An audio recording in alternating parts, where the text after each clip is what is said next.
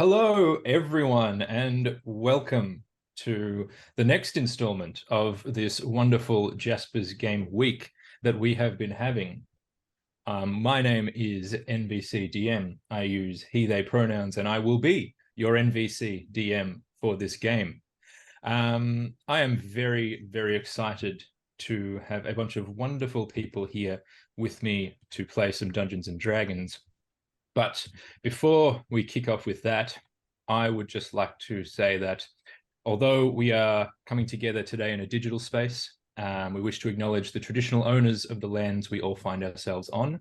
For me, that is the Whadjuk people of the Noongar Nation, and will be different for all these other people. We wish to acknowledge and pay respects to elders past, present, and emerging who preserve and care for country and have been storytellers like us for thousands of years. Alrighty. And I would like to point out that today we are part of Jaspers Game Week, which is a charity event designed to raise money for mental health and suicide prevention.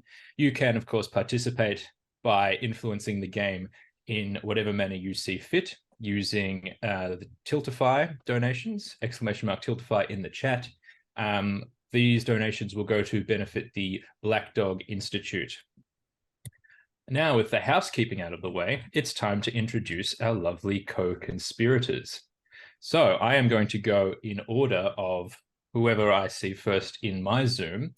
So if you would just introduce yourself and which character you'll be playing, let's start with Josh. Hi, mateys. I'd be Josh the Pirate. Of course, there he is. There he does it. And of course, Chris has just absolutely destroyed the bar. We'll get to you in a minute. Good job. We'll be with you soon. Ahoy, mateys. I'd be Josh the Pirate. I am also streaming from Noongar land, and today I will be playing Valor, a rogue wizard. Yeah, she's a bit of an adventurer and investigator. She fancies herself a problem solver. If you like my majestic voice and you think you could stand to look at it a little bit, look at my face a little bit longer, you can find me on the channel Porso's Cove, where I run D&D and other RPGs. And yeah, I'm also in the podcast There Be Dragons. Thank you very much. Fabulous. Moving on to the next in my line, I have Doc. Greetings all, streaming from Anawan Nation in New South Wales. Welcome, as we've said. I'm the Doctor. You'll see me on Monsters and Mayhem streaming. We stream Mondays. We have a whole lot of one-shots popping in. Everyone having fun. I'll be playing Thumper, Haragon Wild Magic Barbarian. We've known each other for a long time, and so this story, Thumper carries a large maul, but it's not like a normal maul. It is a great sword that was in the stone, and instead of being able to draw the stone, he's just picked up sword and stone and gone off walking. So he'll be using that going through. He is the lesser son of about 135. Yes, rabbits in the Feywild do breed incredibly fast. Other things about him: he's 7 foot tall normally, but when raging, he packs down to a nice, fantastic 5 foot tall. Enjoy. I got very inverse Jekyll and Hyde vibes from seeing that. So that's fantastic. Next up is Ben. Thank you. I am Ben Keirnan, speaking from the lands of the Wurundjeri people. I DM for DN Doctorates, which is a fantastic podcast that you should all check out. But today I am playing Earl Punchy McPunchington, the dwarven monk, bit of a brawler. Here for a good time, possibly a short time. We'll see what happens. Wonderful. Next up, we have Gio. Hello again. My name is Gio. I'm streaming from the Wurundjeri Woiwurrung people. That's the land I'm on. I'm from the OzQuest crew, mostly one of the faces that everyone seems to love to hate. So that happens in around. But tonight I am playing Gideon Stonegill, a turtle paladin that just likes to seek retribution for those who wronged him in the past. Excellent. Sean. Hello, I'm Shaun Sunday, and I am casting to you from the Wadawurrung and Jar Jar Wurrung people's land. And today I will be playing... one second. Archibald Robertson. Oh my goodness, that is Pleased to meet you. Yes. I look forward to adventuring with you all today. Oh, this oh is my great. goodness, that is Quite wow. upsetting.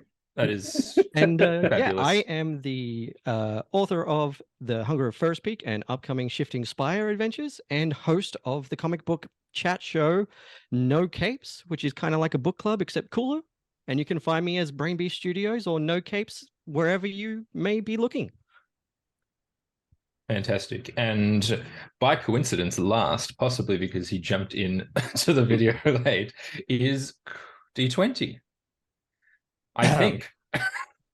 This is a homage to the well-known Hamish, because I'm in mirror image at this point in time. So the character name is Non-Ethian, which is, just completely a random name I picked out the air. Don't know where that came from. Oh, why am I being disconnected immediately? That's super weird. I will probably die from heat stroke as you watch me. Back to you, NVCDM. Fabulous. Thank you. And thank you everyone who is in chat right now. Remember, you can always influence the game at any time. And in fact, I challenge you to make this as hard for me as possible. I have pages of notes prepared, and I am also prepared to throw them all out individually as we progress if needed. But enough about that. Let us start with the game.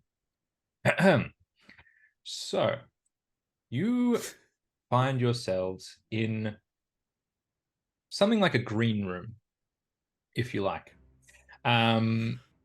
You have been in the Feywild for about what you would consider a week, but as we all know, time functions a little bit differently outside of the prime material plane.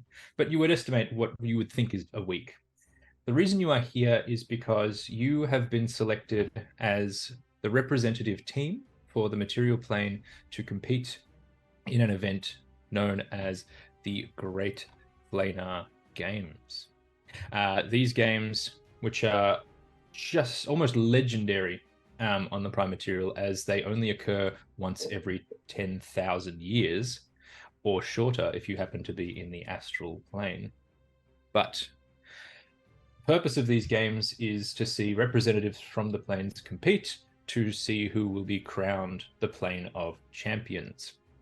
And you have spent the last week practicing in different arenas in the Feywild, honing your skills, working as a team in preparation for the events today.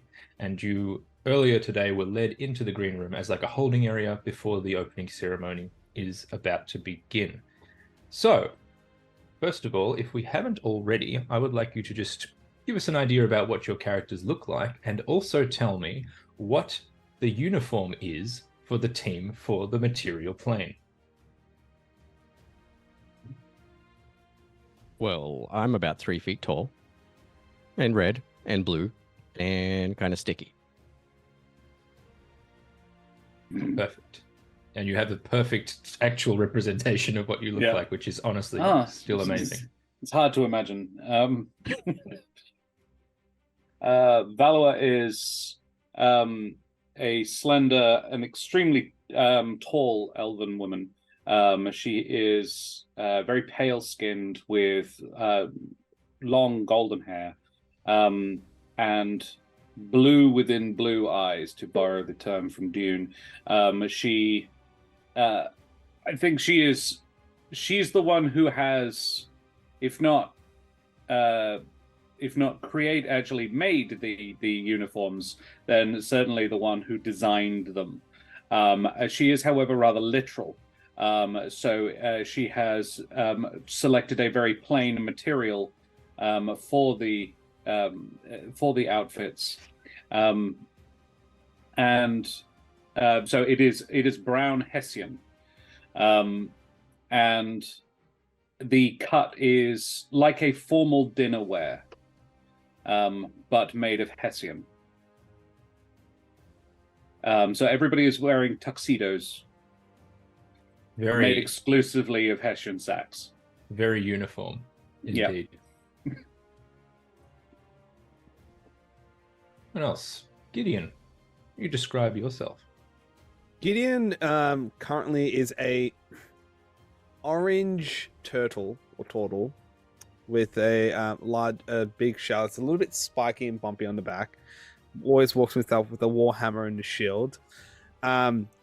Disliked the tuxedo idea completely, and it's just you can see like this probably it's like stuffed deep inside his backpack while he's just put on his heavy chainmail. It's just like, oh, this is what I prefer. Screw that little piece of cloth. What protects this person? Nothing. Let the games It was begin. designed so you could put it over your armor. He just looks at you like and points at his shell. Yeah, that too. You have to take off your shell to put on the tuxedo. You can put the shell back on over it. And Sumper, are you currently tall or? Sumper is just currently tall at the moment, but not enjoying the tuxedo either. Arms looking over at Valor and going, do it, like, because he's a large person. Strength, mate. This is just like really ripping into You were the smaller fur. when I sewed it. That wasn't my fault. You made me angry shoving pins in. I'm not a pin cushion. I told you that. Seriously. So Honestly, you bright try and do red, something nice for people. bright red hair spiking through, eyes green glowing through, and just sits. And where am I supposed to shove me more? Like, Mary comes everywhere with me, mate. Truth, you didn't even on the back. What am I like? What's going? I'm not Yeah, carrying yeah. that. Do you have a Hessian dress for Mary? Like, she needs to, like, Yes, actually, I do. Here, sorry, you didn't ask. And yeah, it is an evening dress, but very thinly cut for the mall. Also made of Hessian? Yes, obviously, it's part of the team. Fabulous. Mary the Mall is now looking equally fabulous. Punchy. So Punchy, as his family, the McPunchingtons, they have a long history of brawling, and he wears that family name with honor. He looks like he's been through quite a few punches. Like his ears are a bit cauliflowered. They're like broad across the forehead, and this very long, like almost down to the floor length beard. This dwarven beard, just like manicured but like woven and beautiful. And yeah, he's fine with the Hessian sack. He doesn't wear armor anyway. It's actually pretty nice when you get used to it. Yeah, just gotta flex around and really Tear the work it sleeves in. off. Thank you. Someone appreciates my work. And Oh, don't forget the bows. And I give him a bunch of little bows to put into his beard. He'll spend the next couple minutes just like, oh, all right, if it's part of the uniform. whilst that's going on, Nom Nom. Well, if it's possible to get past Nom Nom's luscious dark locks that just seem to flow almost like a waterfall from his forehead. You occasionally see these eyes that drink in the soul. They're just so dark. They're like liquid pools you want to dive into. He would have more facial hair, but I can't be asked, to be frank. And the outfit he's wearing it would make the artist formerly known as Prince look like a paw. Even with the Hessian stack there is so much silk. He's literally a walking fire hazard. Most likely human, but there may be some Velcro involved in it somewhere, but we don't quite know. Fabulous. I'm not defending you. You're on your own. No one needs to defend me. I am magic. Magic Prince. Wonderful. I love it. As you are all sort of milling about making your final preparations for the competition, you hear a loud hailer from outside the green room, and an announcement comes in magically from somewhere. Lords, ladies, genderqueers, guys, gals, and non-binary pals, eldritch beings and psionic teens, and all creatures in between. Welcome to the 743rd Great Planar Games.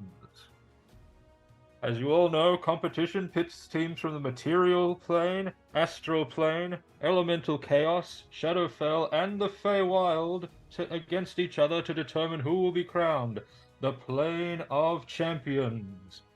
I am your announcer, Ham Tato, and it is my pleasure to be coming to you from this year's home plane, the Feywild. There's always plenty of excitement and enchantment around in this home ground, but without further ado, let's meet our competitors. And as this goes on, you will all be ushered out of the green room, and you find yourselves outside into what looks like a giant forest sort of clearing, almost stadium-sized. And around you, as you look, you can see that it is packed with a crowd of all kinds of beings from every one of the planes that were just mentioned. You see creatures of the Shadowfell and the Feywild sitting side by side with strange beings from the astral plane, different elementals, and of course representatives of the material plane as well. The outer circle of trees is kind of tiered like seating, and at one end you can see this large balcony sort of built into the biggest tree there, and on top of it is like an announcer's desk, and you can see that this is where the announcer Ham Tato is pulling out the crowd.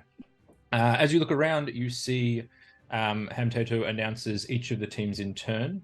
Firstly, the team from Shadowfell, which you see is comprised of a wraith, a vampire, a ghoul, a skeleton, a were-jackal, and a hag. The team from the Feywild, a satyr, treant, pixie, dryad, quickling, and centaur. The astral plane, which comprises a Flumph, a Githyanki, and a Githzerai, a Surlon, a Burbalang, and a Lithid. And the elemental chaos, whose team is made up of a Djinn, a Salamander, Earth Elemental, Triton, Merfolk, and a Steam Mephit. And of course yourselves as the final team representing the prime material plane. How are you feeling as you take in this spectacle? Gideon just like runs forward to this person and is like, yeah! Because he used to be an ex-gladiator. He loves the limelight, is comfortable of the games, and is just like drops his hammer and shield and is just like flexing his muscles like, you want some? Yeah!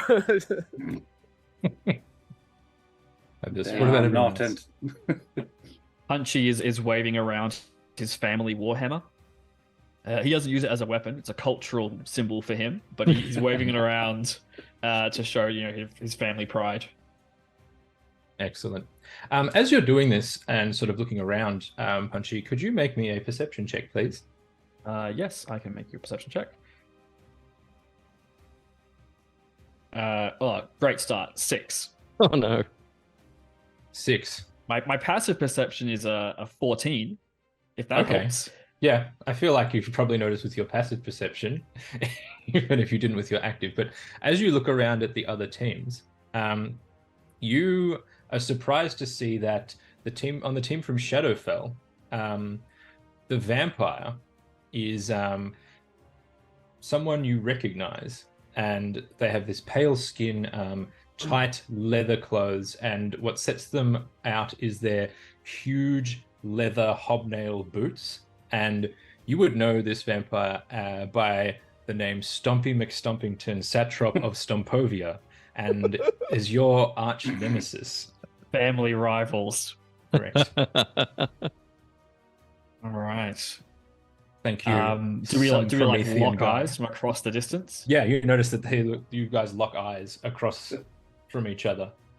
I will just point the hammer towards him, flick it in the air, catch it, and be like, and I'm going to symbolically put the hammer away. This is a game. We aren't here to kill each other. I'm going to do the honorable sportsman thing. You see that he lifts up one of his boots and just kind of dusts it off a little bit. So it's like the challenge is there, but obviously in a non-threatening way. Oh, I mean, if we get into a situation throughout the game where it makes sense for where it's possible that something could happen, yeah, something's going to happen, but he's not going to run across the field now and punch him. Yeah, that's fair enough. So the crowd, you sort of standing there absorbed in the crowds cheering, and Ham Tato takes to the announce step and announces, and now it is time for the first event. If the teams would kindly step through the portal in the center of the stadium, we will begin. The first event is called the Maze. And you see this large green tinged portal appears centrally in the stadium, and you see the other teams start to walk towards it. Leaning towards Archibald. Nice turnout. Usually there's bigger crowds, so feeling a little bit underwhelmed by the support that's here. So it is what it is, I suppose. Off we go, darlings. Yes, let us get to it. I mean, I'm here for the prize money more than anything, but it sounds like a good time. Can't you feel the energy? What are we doing here again? They do seem. What are we doing? Why are we? As Archie hops towards the portal, he just kind of is casually reaching into his quiver and rubbing his crossbow bolts on his arm. Oh, of course, because you are a grung and you have poisoned skin. Very good. Punchy is gonna lean into Valora. Did Nom Nom just say that there's usually more of a crowd? Don't these things happen every 10,000 years? Don't ever listen to him. I can see this team is going to work very well together. So you walk through the portal, and you immediately find yourselves inside, or standing in what appears to be another forest on a path. The trees around you are very thick and very dense. What you do notice is that there are no other teams nearby. Perhaps you've been teleported all to different starting points. And then, as if by some sort of magic, you hear Ham Tato's voice in your heads saying, teams must navigate the maze as fast as possible. The last team to complete the maze will be eliminated. Oh dear. And for mechanics purposes, for the purpose of mechanics, this is how this game is going to work. So this is going to be a skill challenge. So as you traverse the maze, each round you can select one of your skills and explain to me how you're going to use that skill to help your group advance through the maze. And then if required, we'll make an appropriate skill check. Collectively, if you accumulate 50% or more successes, you will advance without incident. If you get less than 50% success, you will advance, but there will be another incident that you will have to deal with along the way. So, who would like to go first? What skills would you like to use this round? This is a forest area, you said, right? It is, yes. Punchy is particularly good at navigating in survival situations. So he'd begin looking around if anybody else had something more impactful, but Punchy's pretty good at navigating through forest situations. Hey, Somebody's just going to look at a direction Punchy, and run. do you mind if I take a ride on that big old hammer of yours? I'll be able to keep an eye out from up high. Sure. I think we probably have to stop Thumper though, because he just ran in there. Thumper is off at a pace. He is native to the Feywild, right? Well, you're assuming we're still in the Feywild. Valid. Portal. We should go though. Like he is gutting Yeah, away from us. We should probably follow. Not at quite so fast a pace, though. I advise, just in case. As a so monk, you all I've got a take 40-foot movement speed, so I can We'll probably take off start after catching Thumper. up. Yeah, I can Thumper keep has a up. 40-foot. Thumper has a 40-foot movement speed as Oh, okay. I But ain't as you're catching up. leading the charge, what skill would you like to use to try and traverse the maze? I'm thinking that Thumper's not really a thinker. So Mhm. in a straight line towards the center, so athletics. Okay. Through the hedges, swinging, merry, dancing. Yes. What not? This way. Straight through. So you're going to try and push through the Yep. the forest. Swinging Okay. wildly, swinging wildly. Okay. Go ahead and make me an athletics check then. 12 on the dice. 18 altogether. 18. That's pretty good. That is. I will mark that down as a success. So yeah, you are able to cleave a path through the forest, and your teammates follow behind. Archie's going to keep an eye out from on top of the hammer because I have a 17 passive perception. Nice. Would you like to roll an active perception? Sure. I'll say, given your passive perception is so high, it's going to be a pretty easy DC. That's a 15 plus. Hang on. Go back to the correct character sheet. Eyes are shut. Plus 7. That's a 21. 22. 22. That's a 22. 22. That is an outstanding success. You have accumulated 2. Who else?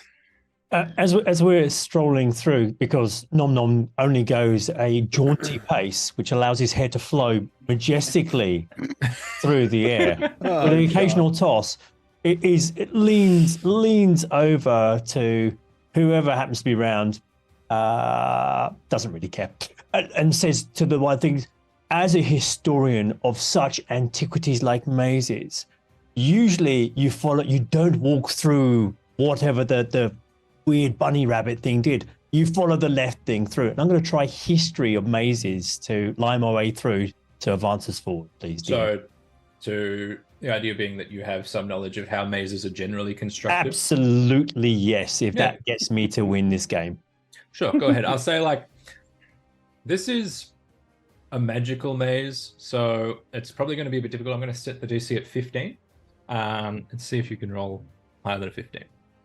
No one's giving me disadvantage. This is bound to be an easy win for us all. I mean, it's up to the chat if they want to make it so harder for you. here's a question. I am a mastermind rogue.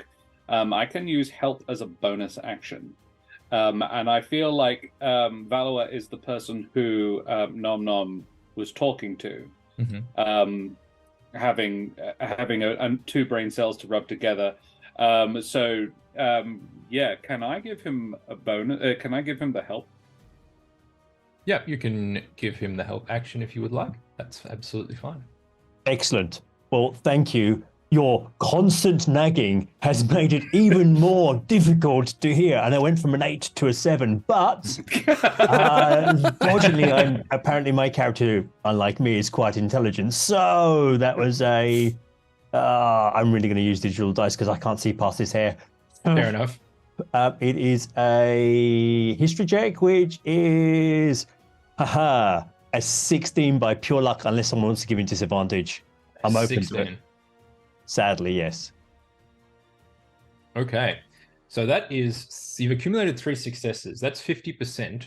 We will do the other 3 because we want to see how well you succeed, because that may have an effect later on.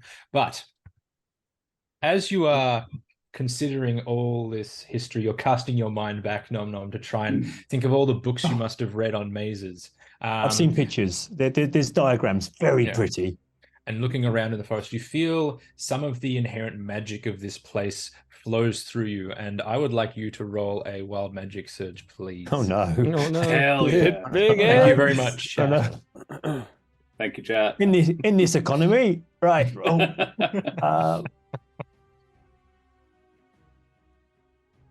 A 5. Hot pants or flumps? 5. A 5. 0, 5. 0, 5. Ooh. Okay.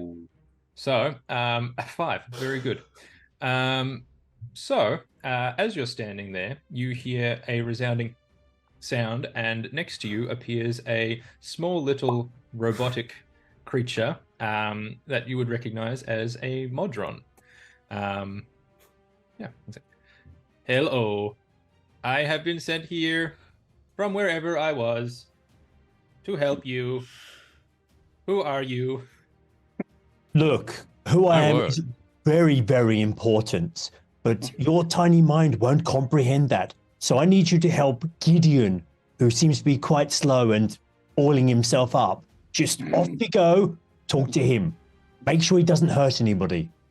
Okay. Which one is Gideon? That one? I'm assuming I'm ahead of you because I'm like running at full speed, trying to keep up with Thumper, but failing And terribly. you see this. Okay, you point out Gideon, and this Modron like dashes Yep. off. His The one- joints like the- squeaking mechanically. Yeah, the one in the shell with the poorly dressed behind. That one. Very I knew I good. shouldn't have given him assless chaps. This your tail wagging. Is that that is a tail, right? We can only Sure, hope. let's go with that. We know each other, but not that well. Promethean, do we have a target for that one? Have we won? Was that it? Oh no, Fantastic. there's another donation. Yeah, that's fine. That's yours. So we still have Earl Punchy and Gideon. Valoa and Gideon, I think. So if you guys Valoa want has a familiar. Okay. Valoa's familiar is a rabbit. She, as soon as Thumper took off, she said, "Go, Hoptori, stay with him." Hoptori has bounced away and is attempting what I would like to. She's seeing through his eyes, using her investigation to see if she can investigate a better way through. And Thumper has always been quite fond of Hoptori. Yeah, so he's sort of hanging with, and when Hoptori bounds in a particular way, it's like, "Ooh, chase me, follow me, Thumper." Okay. And Thumper gets distracted and does so. 100%. Okay. I love it. So you can make an investigation roll. Please. Oh, that is a 24. 24. That is fabulous.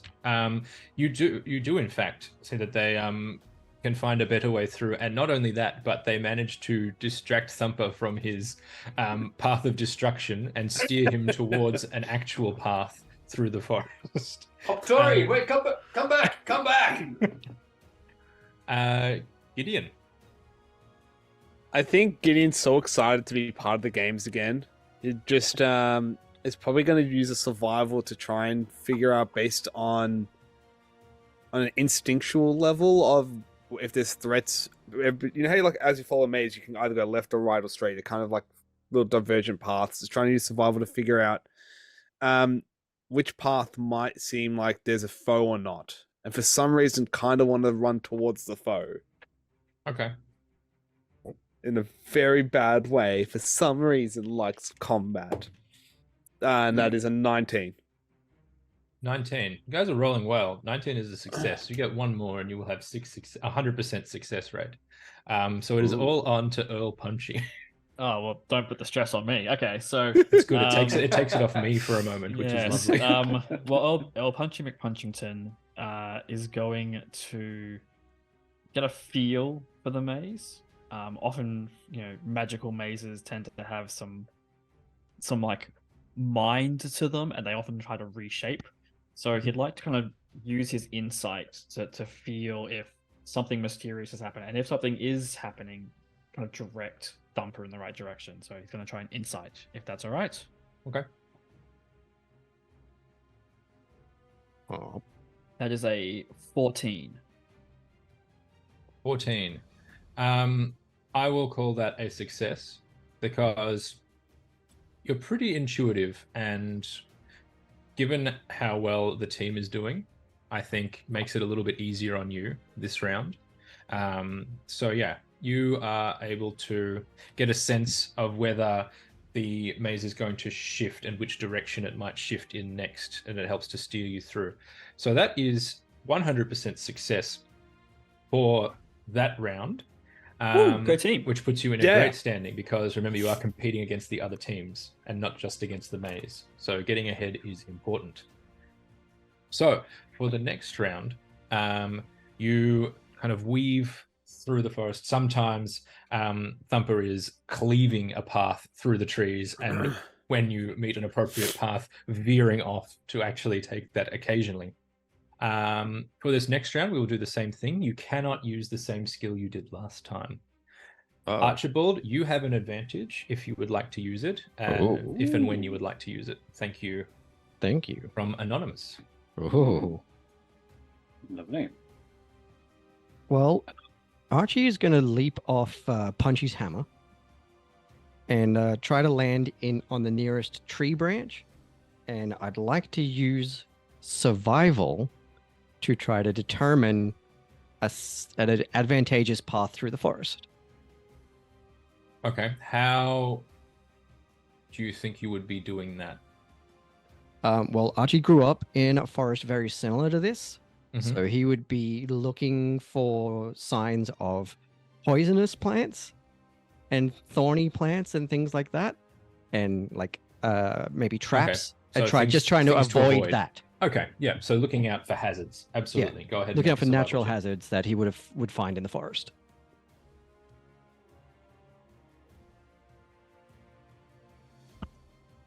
Oh no. You do have advantage, good sir. Yes, you have Yeah, advantage that's if you would right. like to use it. Thank you, Oh, much better. Nod. That's a 23. 23. Excellent. Yeah, so you sort of observing from up high are able to sort of divine that some of these plants are hazardous and to be avoided. You see one particularly nasty thorn plant that if you happen to scrape against it might render you paralyzed. Oh no. And you're easily able to direct your teammates away from that one. Yeah, maybe don't touch that. Or somebody else that can jump in. Can I gather some?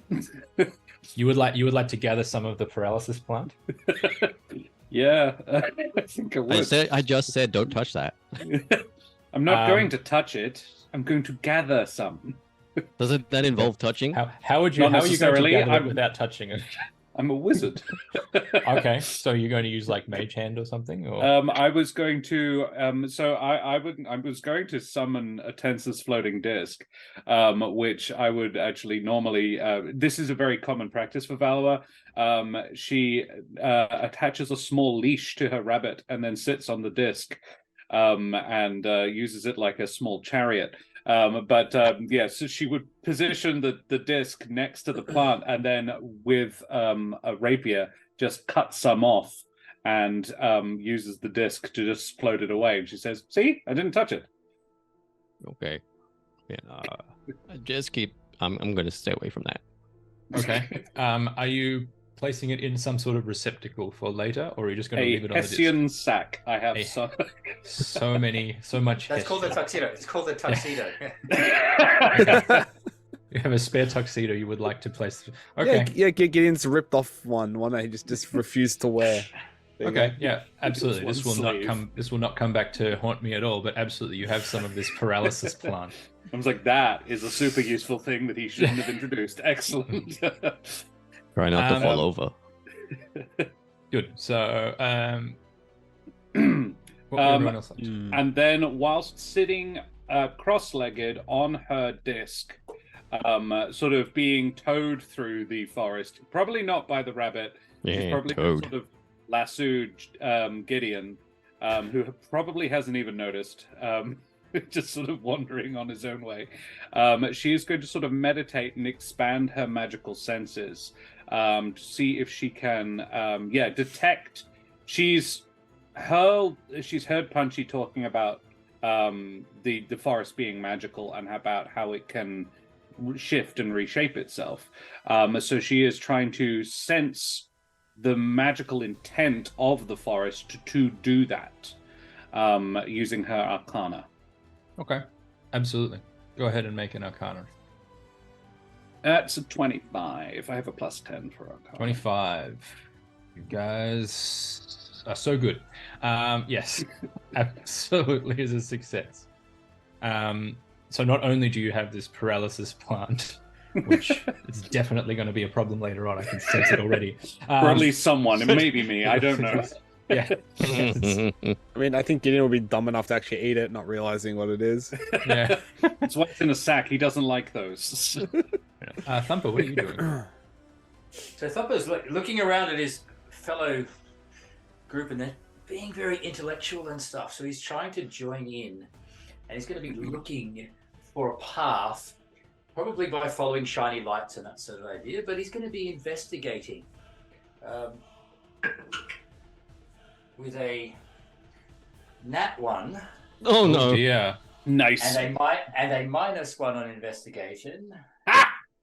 For a 0. So he's going to be just distracted by shiny lights as he's looking down, and possibly someone in the party is shining a light just to see what Thumper's doing. And just It's like that thing you do with a cat or something where Yeah. you shine a light and Pretty it distracts much. them after. pretty much. So that's what somebody's like, we go this way, guys. I'm really sure of it, 100%. And Oh dear. So that is going to be the first failure.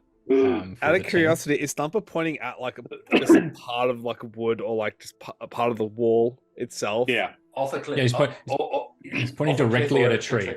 like directly at a really large Alright. tree trunk. I'm just gonna roll a That d. starts to swing. I'm gonna roll a d20 just based on if I'm smart enough to recognize if that's legitimate or not, and I'll explain why. Okay, no, Okay. I'm dumb. I'm dumb as nails. Gideon seeing Thumper and feels like that is genius. He starts running at full blast towards a tree, and then he leaps at it. No. Before he goes into his shell, so it's like a ricocheting shell at the tree. Are you pulling a Mario Kart shell in this? Yes, I'm turning into a green shell at the tree, thinking that's the way we're gonna go. And I'm the Okay. Mario Kart behind you, sitting on my disc. Well, I don't realize you're behind. Good grief. We'll deal with you in a minute, Gideon. Punchy, what are you up to? So I'll deal with you in a minute. Punchy is not particularly smart. He's Oh, very God. wise, So we have so very dumb. people. but he is going. His wisdom tells him, "I don't need to follow that because that looks like disaster." So what he's going That's to do? definitely a tree trunk, yes. Yeah, that's definitely a tree trunk. He recognizes that. So what he's going to do is he's going to actually try and like break off from the group slightly and stealth like a parallel to the group to try and intercept any potential threats coming in. Ooh. Okay. Oh. Yeah, Stealth is so what he's doing. yeah, so you are going to try and just so how are you planning to alert others if you detect something? Yeah, if there is something Yep. that I Okay. locate, yes. Yeah, cool. Absolutely. Go ahead and make a stealth. That is a 25. Wow. Super impressive. So you will Pretty sure you go through the tree, guys. Through the tree. Disappear. Through the He's in- tree. He's in the Gideon's testing tree. that. Nom nom. Nom nom, someone who's deeply refined, and at no point had the player that was running him randomly generate this character sheet, looks at his skills, and then goes, now, is there any way I can use medicine to determine this? Because everything else is pretty useless where we are at the moment. If you can divine a narrative reason that medicine would be helpful, then I will allow it. So, The pause really answered the question, didn't it? so All right, brace yourself for this one. it's a yes and type approach we're going to go with. Nom Nom looks at the ground, looks at the tree, looks at it and says, now, takes out a tinderbox and says, here, with magical forests, fires don't burn in the way you think they do. They always point to the center of the maze. I just need to start a small blaze, not a big one, a small blaze to see how the wind goes. Oh, this is gonna end well. I see. I'm Someone not else so- stop him! I'm not so sure about this. What skill are you using again? Survival, which I don't Survival. have anything in. Absolutely Medicine? make a survival. Roll survival with disadvantage. Wait, is Nom Nom a human? I can't remember. How No, dare he's you? Velcro. Velcro. Just Velcro. Oh Lord. He's the most material plane of us all. Out of curiosity, are you lighting this flame as like Gideon has flown? So the rope that's attaching Gideon and Paul is like above No. the flame. Because the D&D gods love me personally, I got even at disadvantage, I get a natural nom 20. Oh, So that was a 17 wow. plus 3. So clearly, I was on the right path. So you rolled a 20. You got 20 even with disadvantage. With disadvantage of 17 and 18 with plus 3, because I'm just that so wonderfully. The D&D deities have obviously seen how much effort you put into your costume and not your character sheet, and seek to grant you this boon. We approve of this. I will send you the screenshot. I'm quite amazed, to be honest. Normally I know actual ones on this. Don't Watch, I'm going to drop in the chat. I absolutely believe you because I know You how should roll never believe normally. me. We've had this conversation many times. But I'm amazed at myself. Finally, Gideon, inside his shell, bouncing off trees like a pinball. How are you going to help advance this? that was the plan. Just run into the tree, thinking that's where the pathway is. It's like we'll open a shortcut, and just cannonballs right into a tree. So I'm assuming Athletics. Oh no. that would be athletics, wouldn't it? Yeah, I'll say you can roll athletics with disadvantage because Disadvantage. you're inside your shell, and this was a terrible idea. I want to say, can I use the help action? Do you really want to? Because he's towing me, so I've given him more mass essentially. So you feel, But I do you also- feel like, do you feel like But you I can rein don't him in? want to. I am very against this idea, so I'm not going to. Okay. Well, with disadvantage, I still hold the 13 to be safe. So, yeah, I just cannonball right into the tree that Thumper clearly pointed out is the right path, and Mhm. you know, me and Thumper are on the same wavelength of intelligence because yeah, we're the smart ones. So what was your roll result? The 13. A 13. Okay. A 13 is a fail. Okay. DC was 15. That was a fail. That is 4 successes though. So you will advance. However, I would like somebody to please roll me a D100. This is not a wild magic surge, so we don't need to worry about donations just yet. This is to see if anything untoward happens as you advance. I'm happy to take this bullet. Like Punchy walked off to try and stealth ahead, so I'll take this bullet. Yeah, that seems fair. You'd probably become aware of a hazard if it was to come up. This is just a door that hasn't been made yet. Yeah. 86. 86. Let's see if anything untoward happens. It's very profound, Thumper. Now, why don't we use a door that's already been made? That's so much easier, isn't it? Where is my... Did I forget something? You've always said, Thumper, not the thinking. You've always said, Thumper, not think. Yes, okay. Thumper do. This will be good. I'm going to vary what it actually says slightly because I think it's more narratively fun. But the fire that was lit earlier starts to take off into the Excellent. forest, and there's thick smoke starts enveloping all of you. So it is going to be more difficult in the next round to see things. So any checks you do that rely on sight are going to be made at disadvantage. Great. So we move on to the third round. Nom no. Nom nom, yes. Well, the Nom, trees you went have the right way. Nom Nom, you have a disadvantage on the next Everything. roll that you make. Not everything. Not Emily, definitely Promethean, maybe. Thank you for that donation. So, who would like to go first? Now, you can't use the skills you have used previously. I would like to use perception at this point in time because I've realised that some of my esteemed colleagues, the creme de la creme of the prime plane, are running into trees. That's Right. true.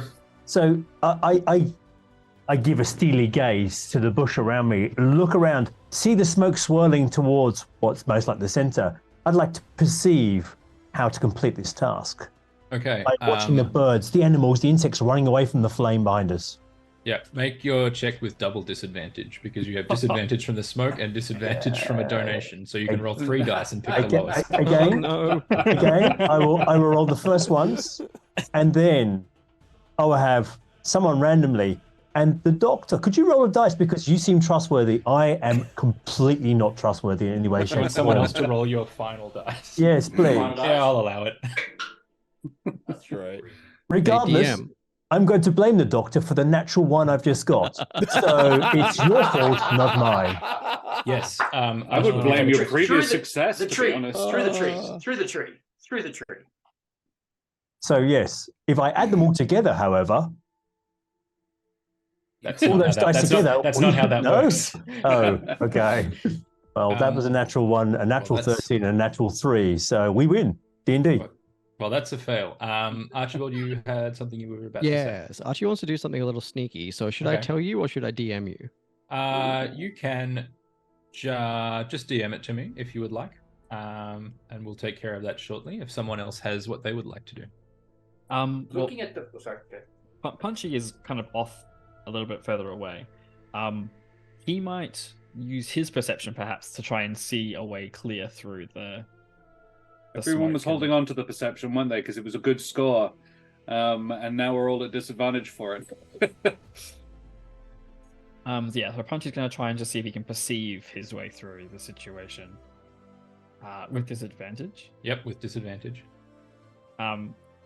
Please be good. Please be good. So that's a 1. Okay, great. Yep. Absolutely blinded by the smoke. I'm going to bonus action to use my Visage of the Astral Self Okay. so that I can shout out to the rest of the group. Because if they're within 600 feet, they Yep. can hear me. Okay. So is that just creatures you select, or anyone within 600 feet? Direct my group Okay. direct my words so that my companions, who are Mhm. I am going to assume to be within 600 feet of me. Yep. No, sorry, this is also all creatures. All Okay. creatures within 600 Cool. feet. Just in case I didn't know, someone else might hear it as well. Okay, well, what I'm about to say is, it's not this way. Yeah, fair. Okay. That was still a fail, so that's chalked up 2 failures so far this round. Thumper? Thumper's going to be. We have a fire. We have smoke. There's woodland animals going through. So I'm going to try to look at either animal handling or survival, just to see which way knowing that animals in the wild are going to run away from fire. So I'm happy for either animal handling or survival. I'm thinking he's probably going to grab something and try to work out and have a communication with it. So I'm thinking animal handling would work. Yep. Animal handling is fine. So, am I at disadvantage in this, or am I normal?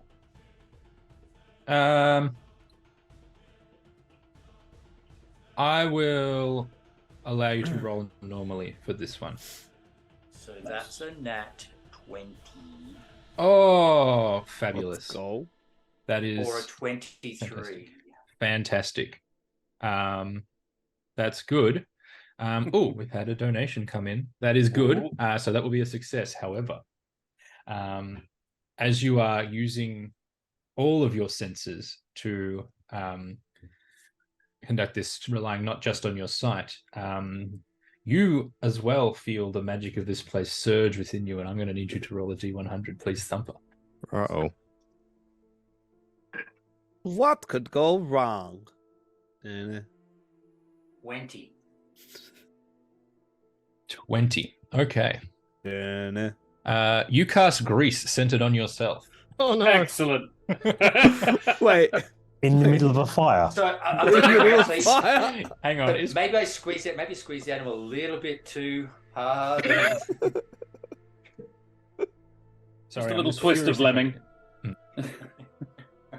I mean, is grease flammable? Yes, probably. No, Yes, I think yes. I've had many What did you times. Yeah. Mm. I mean, I like to use the spirit of the rules. DM's discretion. Yeah. Thanks. I think I've just read Archibald's plan, and I think it's not going to matter. So you do cast grease centered on yourself. How grouped up is everyone right now? I assume you're all together, Except me. With the possible exception, except for Punchy. Yeah, And I'm maybe- slightly up in a tree above everyone. but- Is anyone not on the ground? So Archie's not on the ground. I'm like at the I'm- bottom of a tree because I literally just ran into one. Yes, So- that's fair. I'm floating on a disc 3 feet off the Disc. ground. Okay, so just Thumper and Gideon and Nom Nom, if you would all make dexterity saving throws. Wait, Just as a note, I've turned the lovely tuxedo into a flowing cape of Hessian behind me because I just want that kind of catwalk. That'll Oh, dear. Okay. the massive fire hazard. What no is capes. what is your spell DC, Thumper? I'm a barbarian. That's okay. 58. Okay. What is your So- intelligence score in that case? We'll call it. -1. Great. So this is going to be pretty easy for everyone then. Oh, good. 15 on the deck save for Gideon. 15. Nice saves. What did you get, Nom Nom? Sorry, I wasn't listening. You normally don't when I speak. It's great. I'm sorry, I was reading Greece. The stage play. Yeah.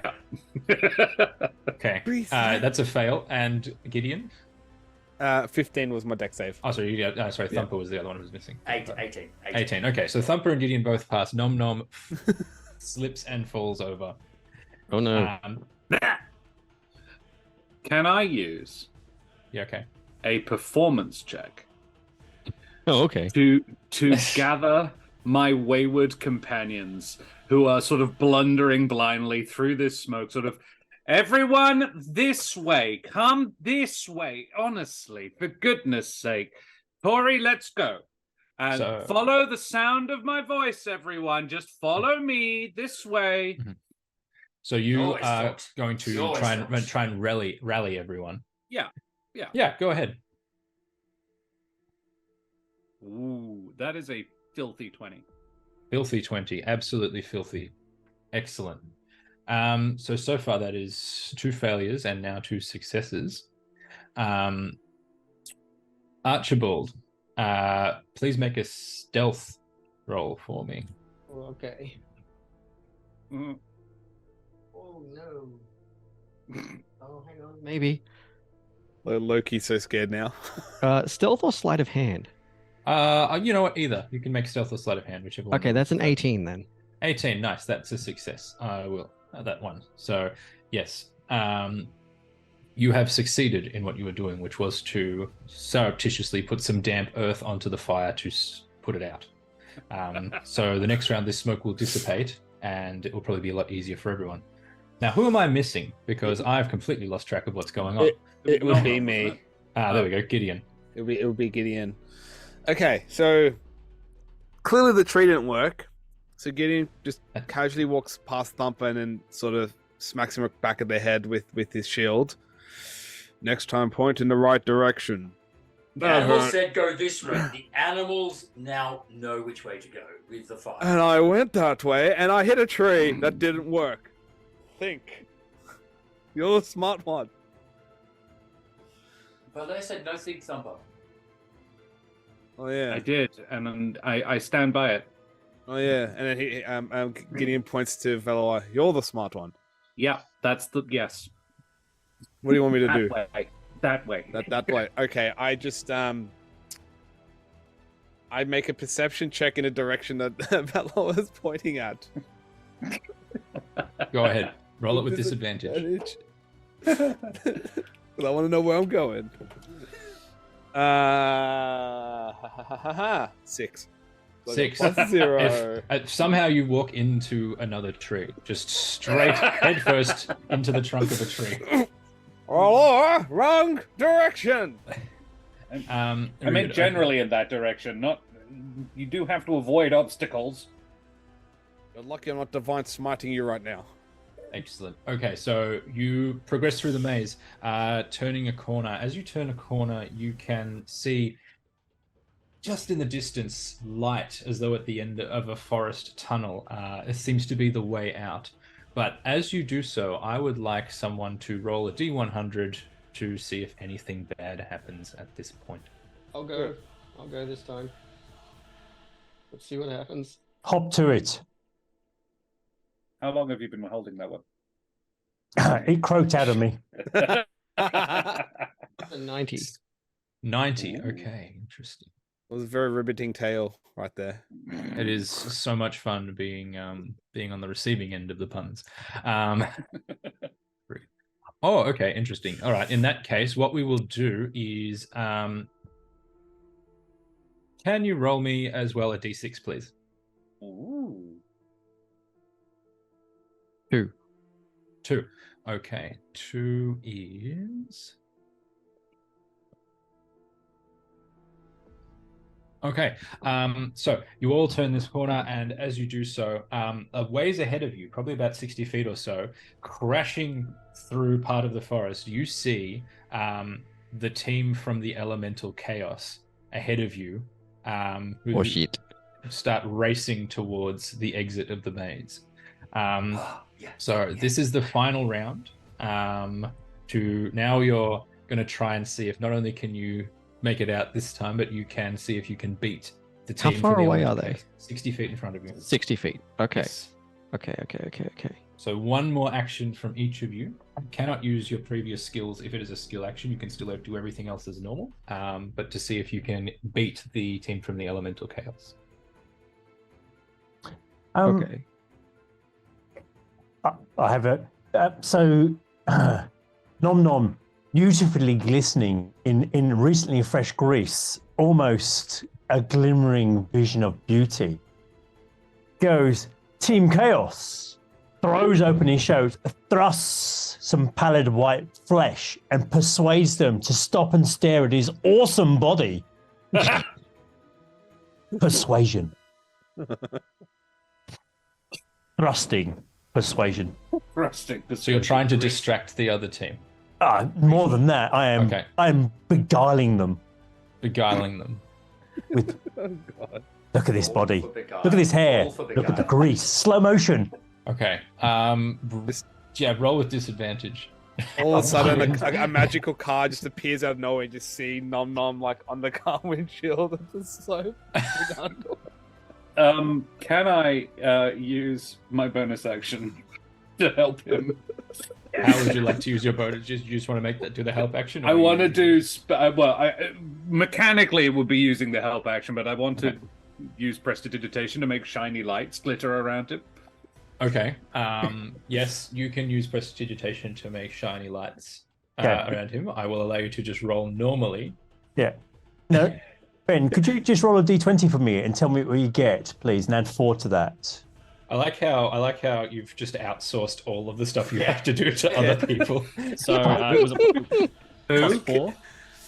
+4. Is there any chance that we're inspired by this performance that we? Absolutely not. To you, this is terrifying. We're only just finding out if the other team thinks it's distracting. It's a 22. Okay. Nice. Okay, well, clearly D&D hates you, NVCDM. I mean, literally, this is the way this is going. That's So, true. quick question. Yes. If I wanted to take a step and then jump, will that subtract from my total jump distance in this case? Like taking one step. Yeah, like if I wanted to move 5 feet and then use my long jump. Nah, usually it's fine. Okay. A hop, skip, and a jump. Then Archibald is going to do that.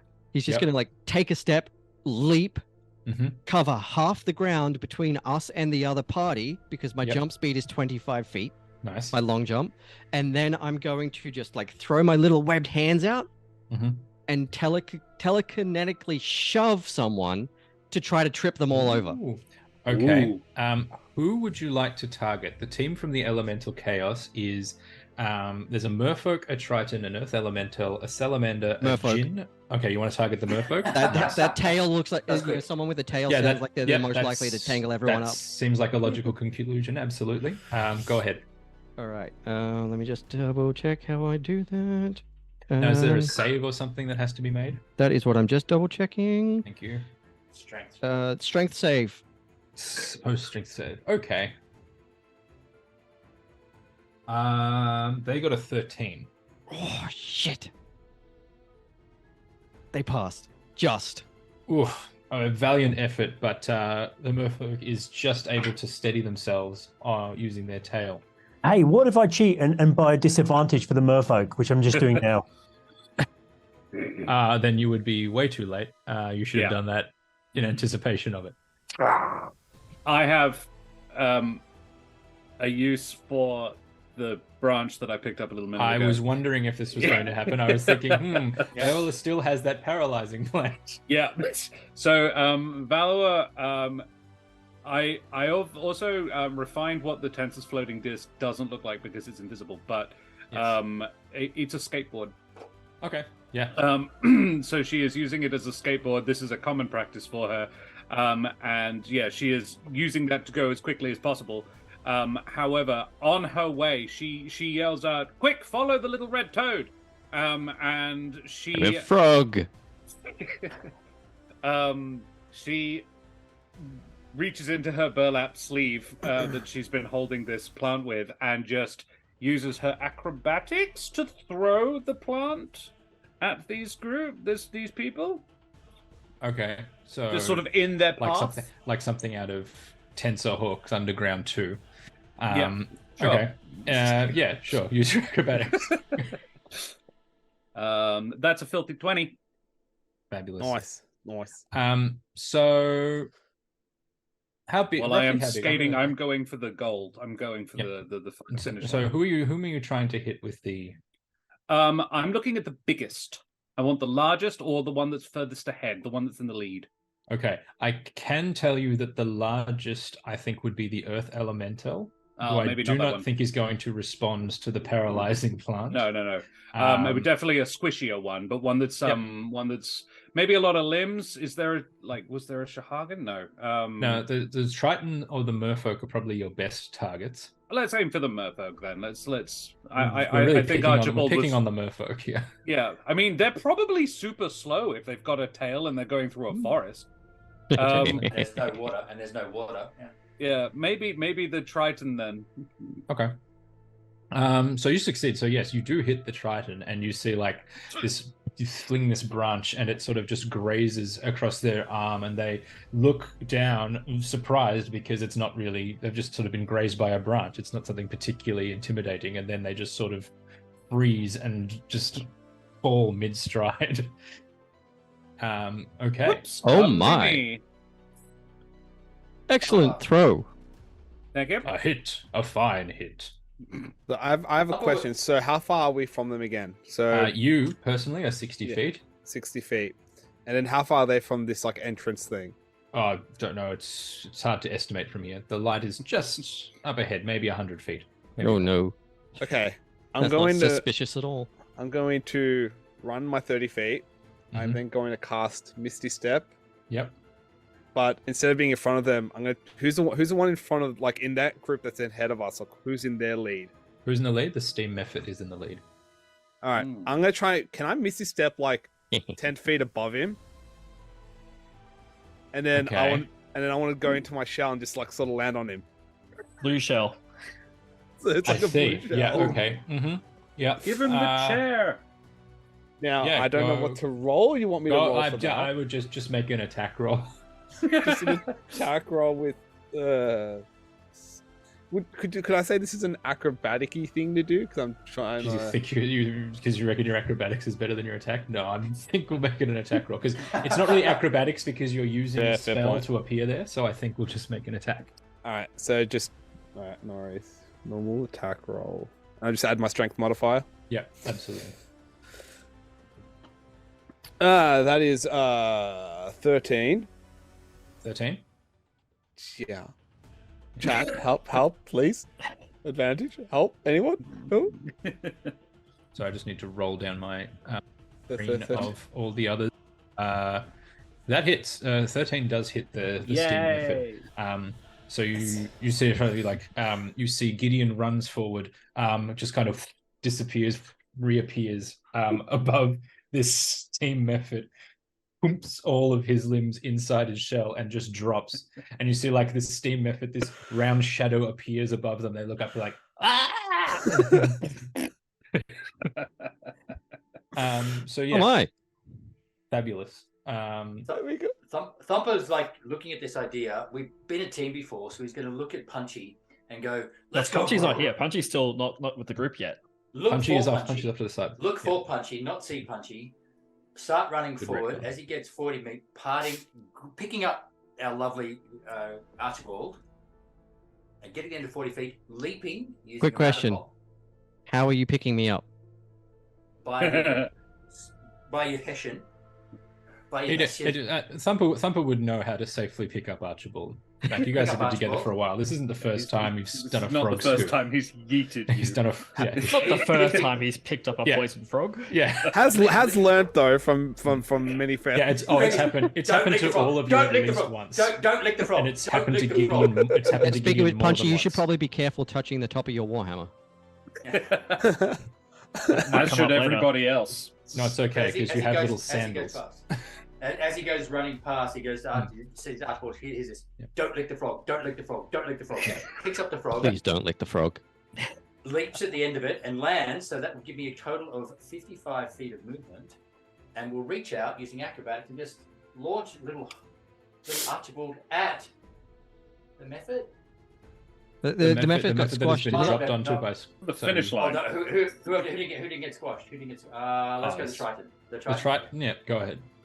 Oh, No, sorry, but the Triton's Triton, a the frog. Triton is paralyzed. You can Go hit to the the merfolk. The Merfolk. Merfolk at the Yep. Merfolk. So Go ahead. 17 roll on the dice, acrobatics +5, so 23. 23, nice. That is a success. So yes, you Frog, yeah. Wild ball special. rog graze this merfolk. Archibald, as you sort of brush against this merfolk, they feel quite damp, which kind of makes sense. Is this Archibald's first shower in a while? I will leave that up to Archibald. I mean, Archibald has to take a dip every day, so he's probably jumped in He's a got to puddle keep at least himself cleaner than once. most of relatively us. moist. Relatively moist. That merfolk is going to need to roll a Constitution saving throw. Okay, what is the DC? Let me just double check for you. They rolled a 4, so I'm pretty sure they're going to fail. Given the amount Yeah, of that's a grease fail. involved, I think this is actually the team name would be relatively moist. Okay, Done. writing it down.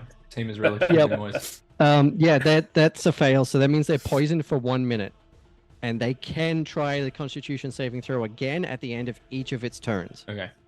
No I do want worries. to point out that as the team representing the material plane, the material plane is relatively moist. Yeah. Is the landmass taken as an average conglomerate? Yes. Yeah. As Archibald slides past the merfolk as well, he just kind of just for good measure slaps it on the nose and she's like, gotcha. And that's when Thumper finishes off with it. Frog lick man. No, lick the frog.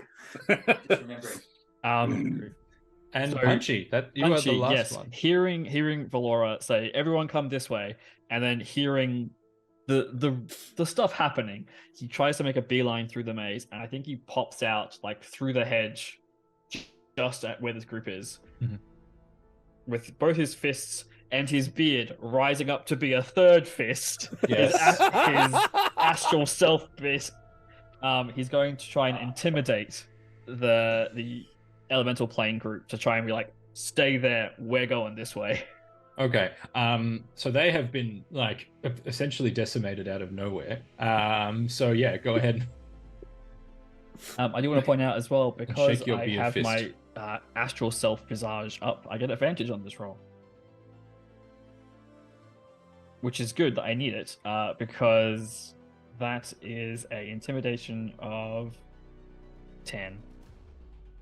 10. Unfortunately, in all this chaos, they don't find it as intimidating. Oh my goodness, we've had a bunch of rewards come in. I will get to wow. those shortly. That is unfortunately not a success. However, you have accumulated 4 successes, and so after wreaking absolute havoc on this team from the elemental chaos, you all dash past, leaving them in your wake, picking them, some of their members picking others up, and they're okay, and you dash forward and emerge into the blazing light of the stadium where you were before. All right, and you can see that as you emerge, you see that already the Feywild team is here, which kind of makes sense. It's a bit of a home ground advantage. Disappointment. You are the second team to arrive. And as you stand there taking in this spectacle, the team from the Elemental Chaos kind of limps themselves out. And just as they arrive at where this sort of exit is, you see that from your right, previously unknown to you, the team from Shadowfell just punches out into existence from somewhere, narrowly edging in ahead of the team from the Elemental Chaos. But they just limp out of the forest.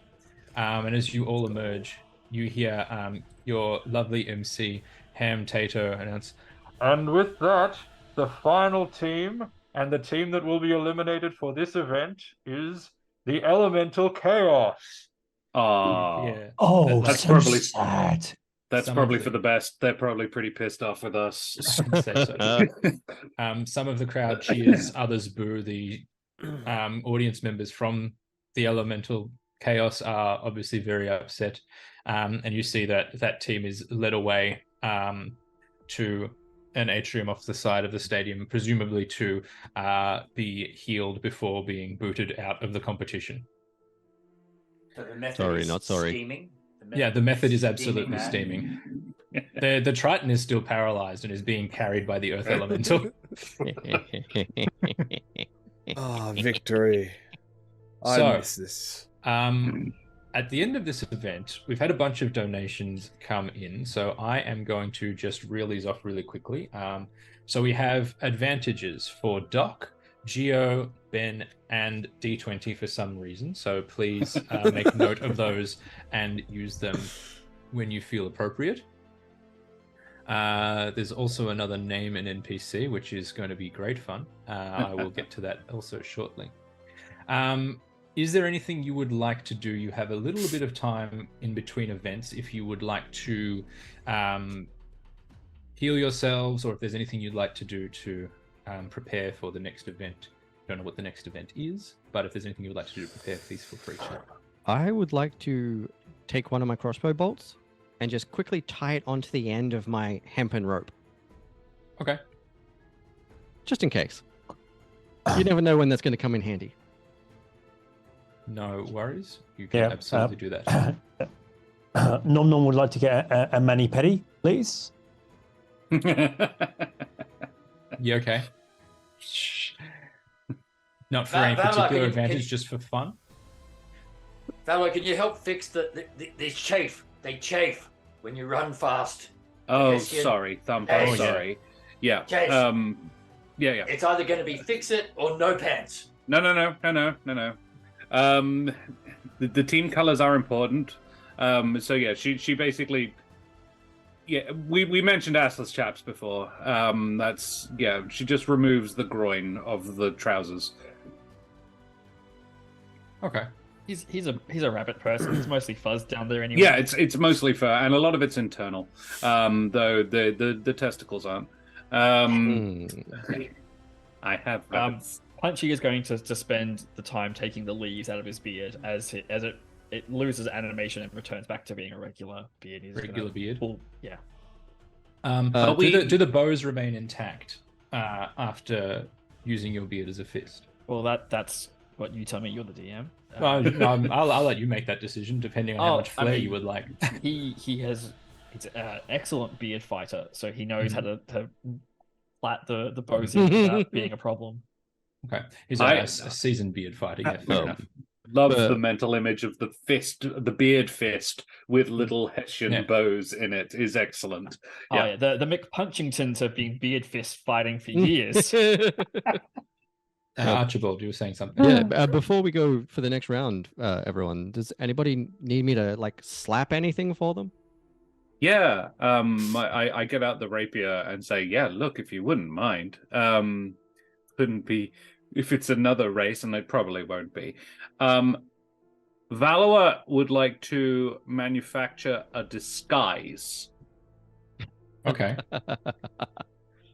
Go on. To make herself look like, the Triton. Okay. Okay, the one who was ejected. The paralyzed. Or maybe no. Actually, one of the ones from the shadow fell. Okay. Probably be more useful. Actually, let's go with the vampire. No, Stomping you, McStompington. you do not want to look like my arch enemy. So No. Like, because I'm doing this in sort of. She would say, I want to be able to look like him as much as possible. That'll really throw his team off their guard. I see.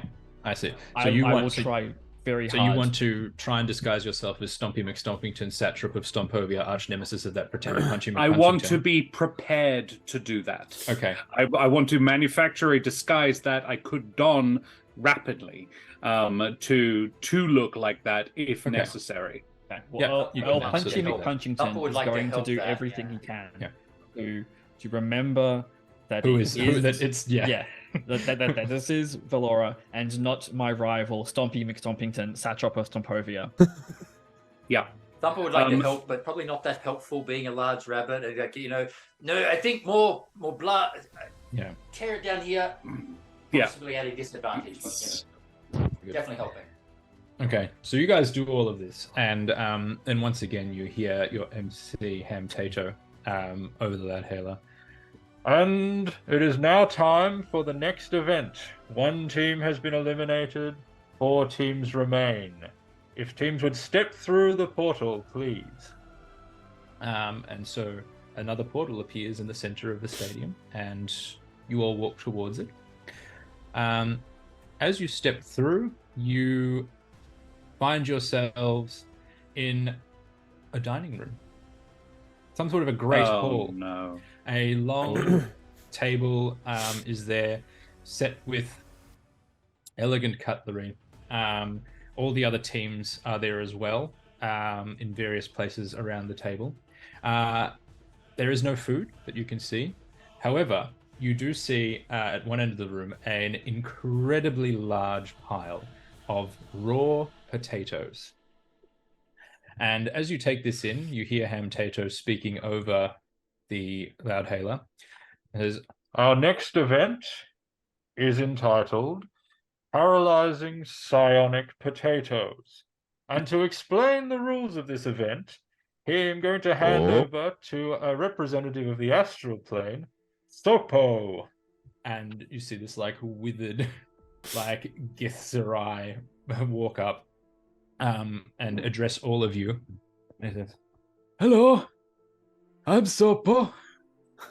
Welcome to the event of the Paralyzing Psionic Potatoes.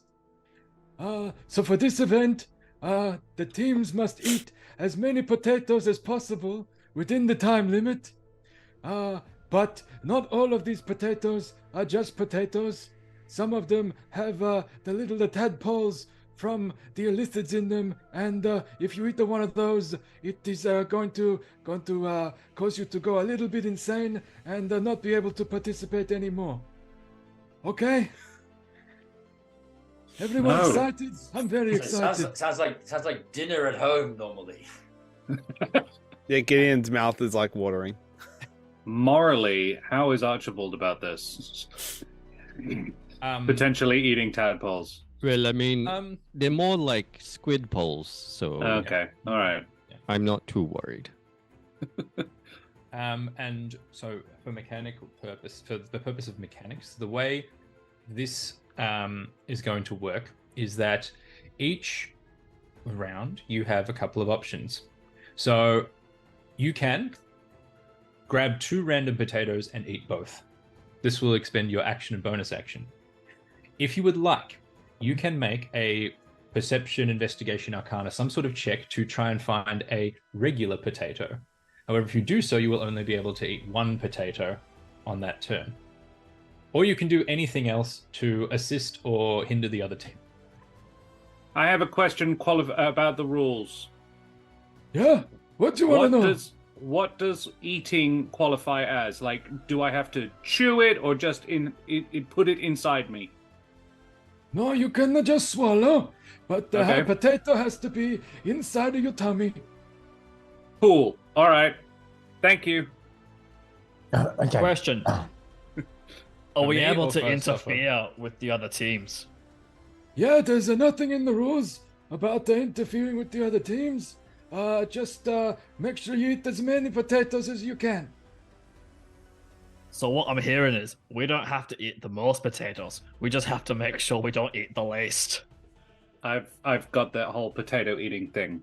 That's all good. I've got this. While this is happening, Archie is surreptitiously, he's got short capri pants on, so his like calves are exposed, and he's got his mage hand, which is invisible, rubbing all over his leg. Okay. Capri Hessian garments. I love it. Excellent. Norman's going to sidle up to Gideon quickly and say, Gideon, I've summoned one of my most powerful familiars, and I just need to place him on your shell so I can have second eyes. Don't mind him. And because I just rolled, it's an octopus. Just keep him there. He'll protect you. Everyone, make sure you eat from the left of the pile. Please just eat from the left of the pile. Trust me. Okay, well, there's no further questions then. The paralyzing psionic potatoes begin! And the event starts. And so you see that immediately all the other teams run to the pile of potatoes and immediately start either eating or, inspecting all of the potatoes. So for this round, what would each of you like to do? In fact, what I'll get you to do is you can all roll initiative and you can act in that order. It's going to make it a little bit easier for me. Natural 20 at the most useless time ever. Yeah, let's go. Did anyone get higher than a 20? Nope. You. Okay, so Viola, what did you get? I got a 4. 4, okay. And Thumper? 8. 8. Punchy? 15. 15. And Archibald? 14. 14. Okay.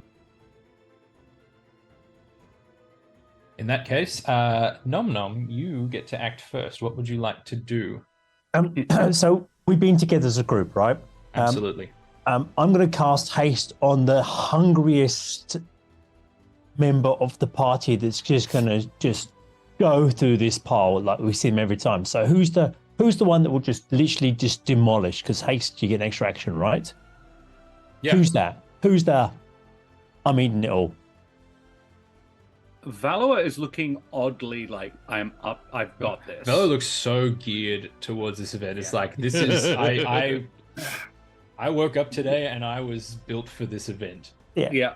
Yeah. Not actually, but I'm about to be. Yes. I am so excited. Gideon has like a mixed view because he wants to eat the potatoes, loves the potatoes, but doesn't want to eat the tadpoles. So he's just a bit like.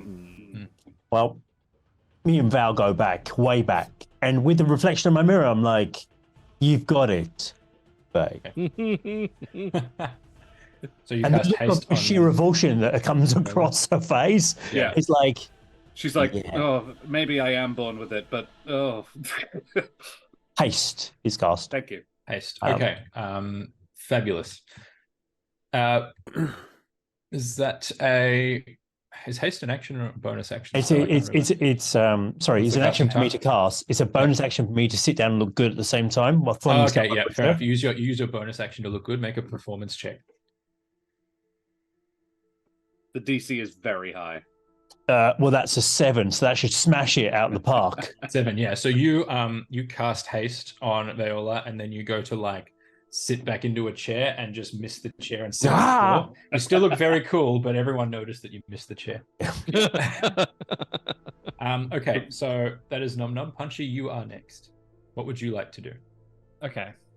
So Punchy is going to run up to the potatoes where everyone's diving in. Mhm. I'm assuming that there are other the other teams are currently There's like it's a bit of a melee. Like everyone's trying to grab at potatoes. Fantastic. Well, he is, as a bonus action, going to animate his beard with Arm of the Astral Self. Yep. And every opponent within 10 feet of every opponent within 10 feet of me has to make a DC 15 dex saving throw. Within 10 feet. Okay, so that's 18 people. I'm going to need a lot of dice. Excuse me.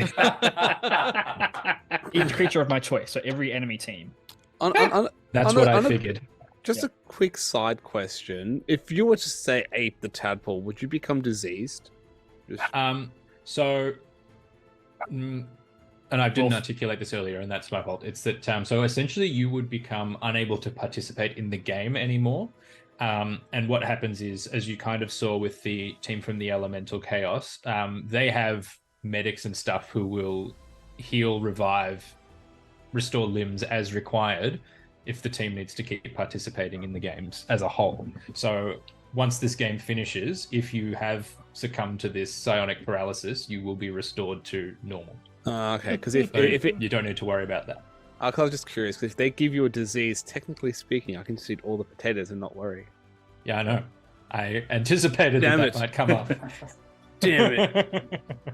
All right, okay, so I'm going to roll a bunch of dice real quickly. Please just role play amongst yourselves. Yeah, so the beard animates up, and seeing all these opponents punch, flurry, beard punching. I'm trying to eat a potato, damn it. No, you are not one of my targets. The beard, like, no, I know. over you. He's doing the beard thing again. It's so cool. I love it.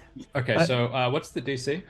DC 15. DC 15. Okay, I can tell you that.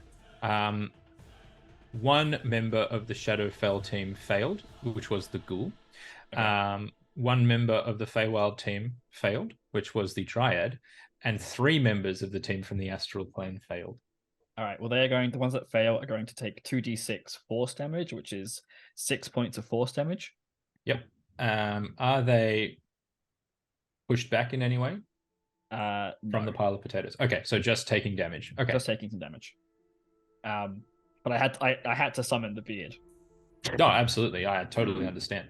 So then I'm going to pick up a potato, and using my animal handling,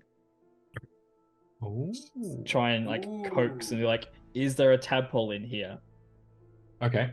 Go ahead and just roll a d20. Roll a d20? Okay. Yeah, this is for me, and then I'll get you to roll your animal handling check. 18. Okay. And now roll your animal handling check. 25. 25. Okay. This is a regular potato. Great. Okay. So you have 1 potato consumed thus far. Excellent. Archie is next. All right.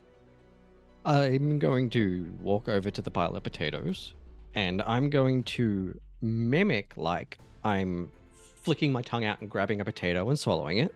Yep. But what I'm actually going to do is just go slap, slap, slap with my 2 hands and my mage hand and touch a bunch of potatoes. Okay, so you're just touching a bunch of the potatoes.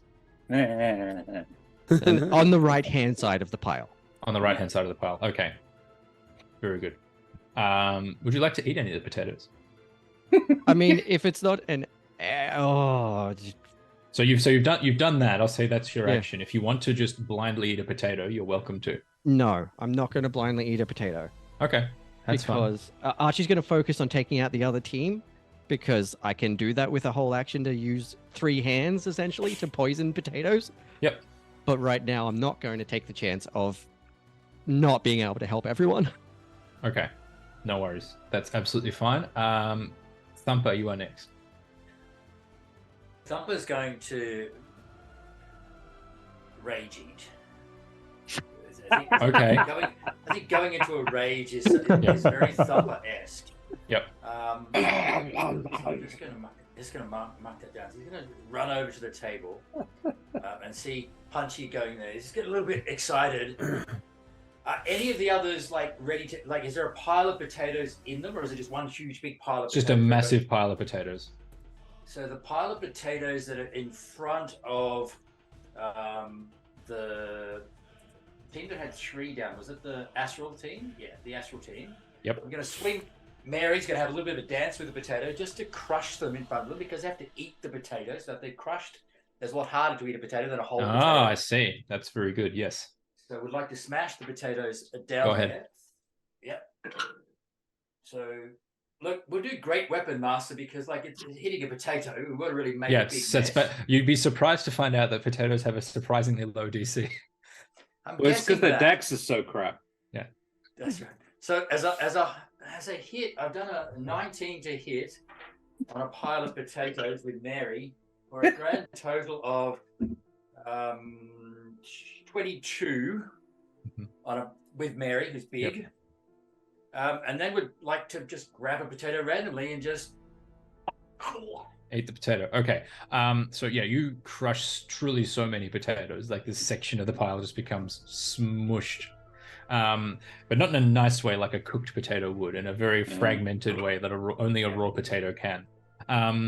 And yeah, go ahead and roll me a D20 and we'll find out if this is a good potato. I rolled a 12 for you. 12. That's a good potato. That's a Just- good potato. That's a good potato. So you see that, as that happens, he starts shrieking down.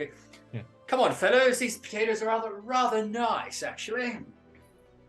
A little bit raw. It's honestly the funniest barbarian rage I've encountered in a while. Right. Viola, that is your turn. Valoa says, all right, boys, I've got this. Goes over with her skateboard, her floating disc skateboard, uses it as a scoop to get a bunch of potatoes, and then she casts Alter Self on herself. Okay. With the intention to make her mouth very wide and her stomach extremely large. So that she basically just becomes, her esophagus just becomes a tube down which other people can just throw potatoes. Okay. And then she just sits cross-legged on the floor and says, doesn't matter if I get stunned, boys, just pour them in there. Oh, I see. I've made a potatoes terrible down mistake. a hallway. And then she uses the disc to just pour as many down her throat as she can. Okay. Yeah. And very fast because you're hasted. And she's as well. very And quick. you've got- All of you're this was you're said very also quickly. hasted. Okay. So I've discovered more lines on the parchment. There is an outstanding wild magic surge, which because of this absolute insanity, I'm going to make you roll. Fair. Completely fair. I am a 3-foot tall frogman, and that is one of the single most disturbing things I've ever seen. I was actually inspired by you. I was like really wild. I'm not a wide character. mouth. And I'm I can do absolutely that. terrified. That is a 66, which I think is somewhat appropriate. 66. Yep. Up to 3 creatures you choose within 30 feet of you take 4d10 lightning damage. Holy shit, Well, okay. Not me. Well, Bella, sorry, My she gets to choice. choose. So the you can absolutely most choose Archibald if you would like. The Not it, ones not who it. look the most conductive of the enemy groups, one of them obviously being the vampire. Okay, so we're looking like the leaders, if you like, or the captains. Yeah, of the teams? team captains of the other 3 teams. Yeah. Yeah, go ahead. So yeah, that would be the vampire, the centaur, and the illithid, which is probably this is a little bit unsettling for the illithid, but anyway, he probably doesn't actually care. Yeah. So yes, roll the damage. He's like please. already eaten one of these before. Yeah. I have several recipes. Yeah, so roll 4d10, please. 40-10. Gosh. All right. Oh, geez. That's what we want. Not bad. 16, 22. 22. Okay. Yeah, 3 bolts of lightning lance out from this frankly disturbing looking visage of this Attractive elven woman. I've forgotten. distending her this jaw. attractive elven woman, like unhinging her jaw like a snake and becoming what's that monster in Greek mythology that's not Hydra that eats the ships, but like that. A Charybdis. Yeah. That's one. Thank you. Exactly. Thank you so much. And just pouring potatoes in there, and at the same time, these 3 bolts of lightning launch out, catching the captains of the opposing teams and scorching them with electricity. They are still standing, but they are essentially unable to eat potatoes for the moment. With that, in the midst of this frankly unhinged jaw of an adventure, I think I would like to call a little break, if that's all right. We're about halfway, a little bit over. So we will continue this madness very, very shortly. Thank you for all the donations. Little frogs room. Yeah, that have influenced the game thus far. I challenge you to do it again. Derail this adventure more. I'm still on pace. Do it. I dare you. Alrighty, we will see you very shortly. Stick around.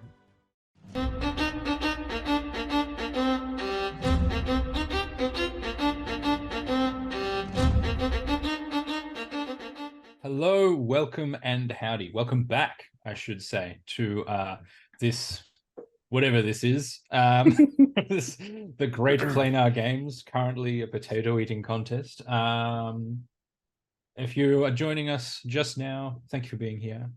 Please feel free to influence the game in any way you see fit using our donations. All proceeds go to the Black Dog Institute.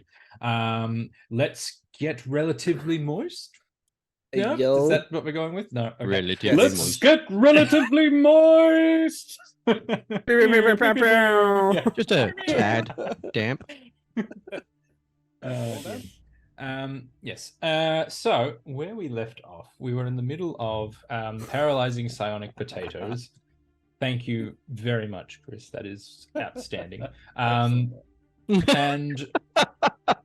Veloa had just used Altered Self to transform her mouth and stomach to those of gargantuan proportions, essentially being a very wide, very squat cylinder, to which she has now started pouring a skateboard full of potatoes into. Would you please roll me a D12 to see how many potatoes fit on a skateboard?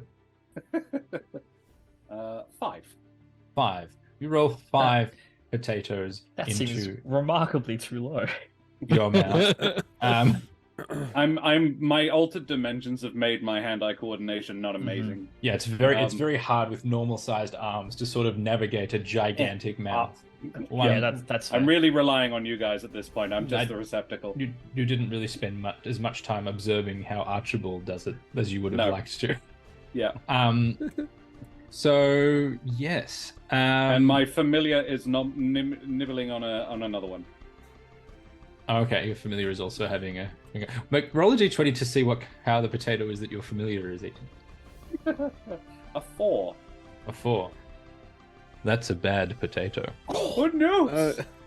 The bad taters. Illithid Oh bunny. dear. Yeah, Tori this is becomes an illithid. That's right. A little illithid tadpole overtakes their brain, and they become psionically paralyzed and are unable to take part in the challenge. Oh no! Further. So your familiar is out. All of you, however, are still in. We are back to the top of the round. And Nom Nom, what would you like to do?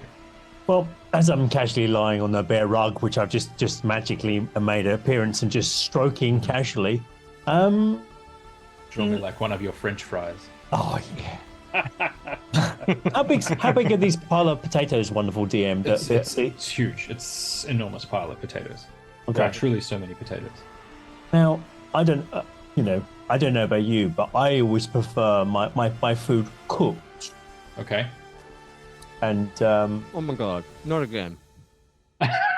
Another fire. This is his only magic. And I start rubbing my hair together, and one of the silken shirts, and lightning starts to crackle from his fingertips. Mm-hmm. As he looks around and then casts a lightning bolt straight through, which is 100 foot of fried chips. Okay.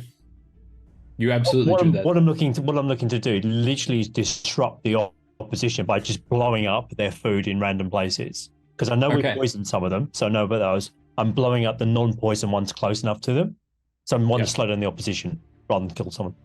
Okay. You absolutely do that. A bolt of lightning lances out. Flash frying, if you like, many of these potatoes near your opposition. But it seems like you've overextended yourself a little bit with that maneuver, so I would like you to roll a wild magic surge, please. Oh no! Thank you very much, Ham Tato. Your MC, Ham Tato, seems to be interfering with the games. Doesn't approve the fries. Like some raw. A friable. 42. Fireball. Of course it is. You turn into a potted plant until the start of your next turn. As a plant, you are incapacitated and have vulnerability to all damage. If you drop to 0 hit points, your pot breaks and your form reverts. Please roll me a D20 to determine if you turn into a potato plant. Why am I bothering rolling? Oh yes, the number that you thought of. If it's less than 10, you turn into a potato plant. Somebody else roll for me because I'm going to cheat otherwise. Gio, roll a D20. Tell me I what rolled he a gets. nat 1. There you Oh, go. Josh rolled it. Oh, I mean, I rolled the 5, so technically... Okay, they're both there you lower than go. 10, so yes, a potted potato plant appears in the place where Nom Nom used to be. We will see a bit later on if someone tries to eat you, mistaking you for a regular potato. Moving on, that is now Punchy's turn. Well, Punchy, you're up in the mix doing running some interference with the other teams. he was Yeah. up until Valora showed up and became the This potato receptacle whatever that this she is, now yes. is. So 2 hands, beard hand, 3 hands, just gonna start like flurry okay. potatoes into Valora's mouth. Potatoes. Flurry Now, potatoes. just to clarify, absolutely, Valo, you consent to everyone else putting potatoes into your. I told them to, I think, Yes, which would qualify as consent. Yeah. Excellent, good. Just wanted to remove any possible doubt on that front. Yeah. Yes, so you start just shoveling potatoes in there. So let's see. So flurry of blows. Yeah. I so can make you a have to- sleight of hand if you'd like, or No, I'd just like you to roll a d12 and see how many potatoes you can throw. can do. It's just beards of fury. 10. 10. Nice. That is a lot of potatoes. Very good. Cool. So that is then Archie. That's your turn.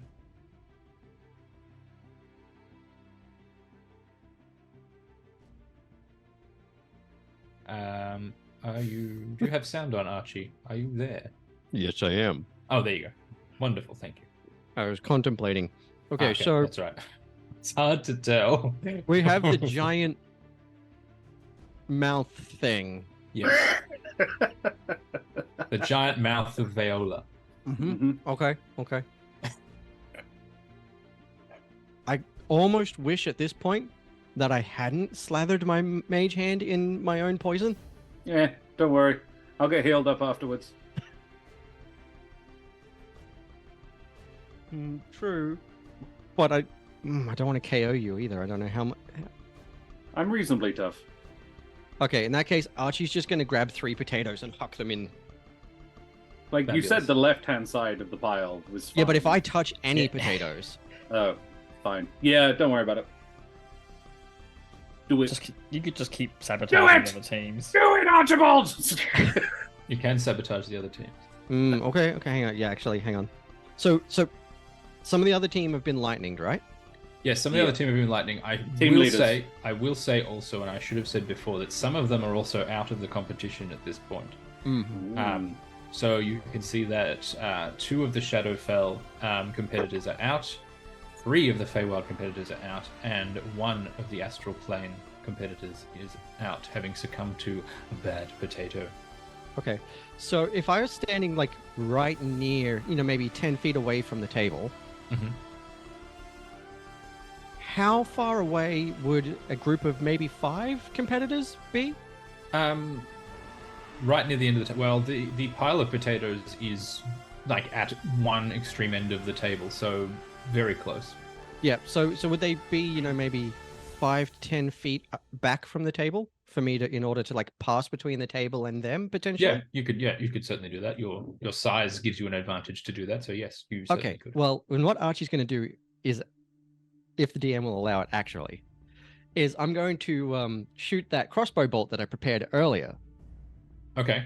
and I'm going to shoot it into the wall parallel with the table and run my hand over the rope as it passes. Okay, so you're firing a bolt from your crossbow with the rope attached and essentially like not sliding down the rope, but having the rope slide along you. Yeah, just sort of putting my okay. hand on top so that the moisture rubs over it and Okay. create a physical barrier between the players and the potatoes. Okay, so like a relatively moist rope that's excluding them from the area. And is covered in poison. And is covered in poison, yes. Okay. Edge cases. I guess make we'll call it a sleight of hand check to see if you can finagle this. Okay. You agree to that Nat way 20. too fast. Yep, that'll do it. Thank you, Ravens Ridge Emporium, for these amazing dice that just gave me the most important nat 20 of the game.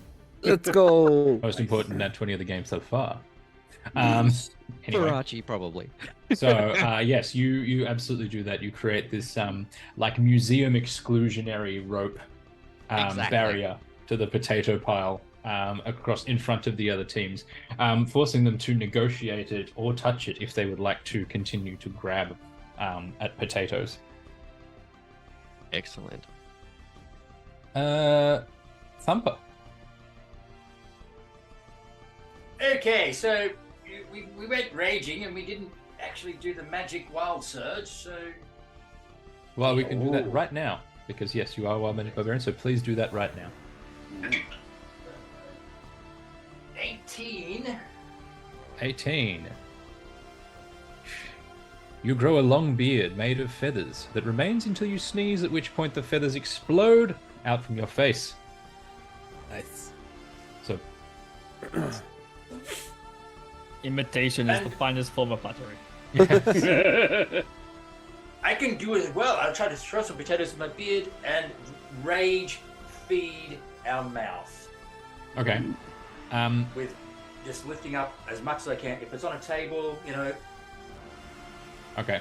You can grab like one of the plates from the table and try and use that as a scoop if you would like. You are smaller than you were initially, so probably can't pick up as many with your hands.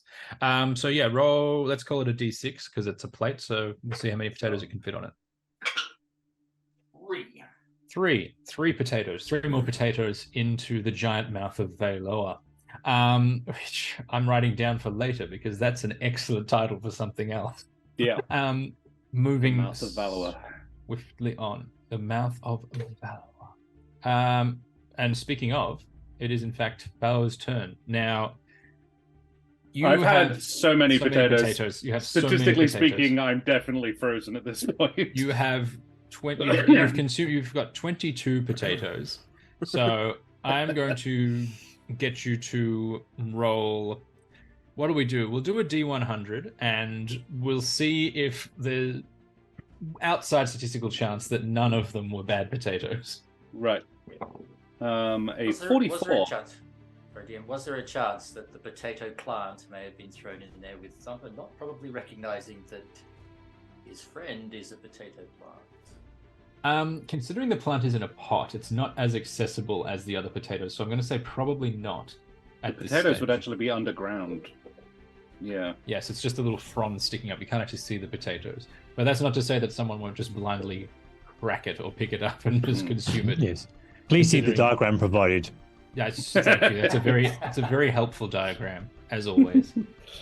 So yeah, what did you get on your D100? A 44. Well, there were definitely bad potatoes. There's a couple of in there. spicy bad potatoes in So there, you yeah. cannot actually actively participate in the competition any longer, aside Don't from need being to. a large receptacle with which to store potatoes. Yep. Does- I have a This was the question. plan. I have a question. It might interfere with the plan. Just wanted to Okay. clarify. Your changing shape, does that require concentration? It does. But I haven't taken damage. But It's you have true. you're full of illithid tadpoles.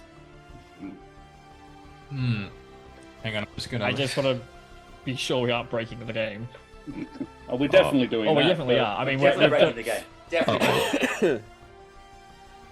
You raise a good point. I'm just going to check something really quickly. Yeah. Which is incapacity. There's a quote from Jeremy Crawford on this as it happens. Is there? Yeah. He says, "Yeah, it's fine. Just don't worry about it." That's you absolutely made that up. You absolutely made that up. No, Don't it's try on and his pull Twitter. that stuff here with me. I just saw it. It's on his Twitter feed. It's on his Twitter feed. There we go. Now. He's watching. At Jeremy Crawford, real quickly. So let me see. The paralysis was incapacitated. Therefore, I mean, you're incapacitated, so you can't take actions or reactions. You fail strength and dex throws. Attack rolls have advantage, and any attack hits you with a critical hit. It doesn't say that you've broken concentration, so I'm going to allow it. Also, because it's cool as all heck. So you cannot act. That is back up to Nom Nom. And let's just quickly see if anyone actually. Let me just. I love quickly see that if Nom anyone's Nom been wasn't taken out. nom nomming anything and has in fact become Nom Noms. Has become the Nom Noms. Yep. Turns out the Nom Noms were the friend you found along the way. Okay, so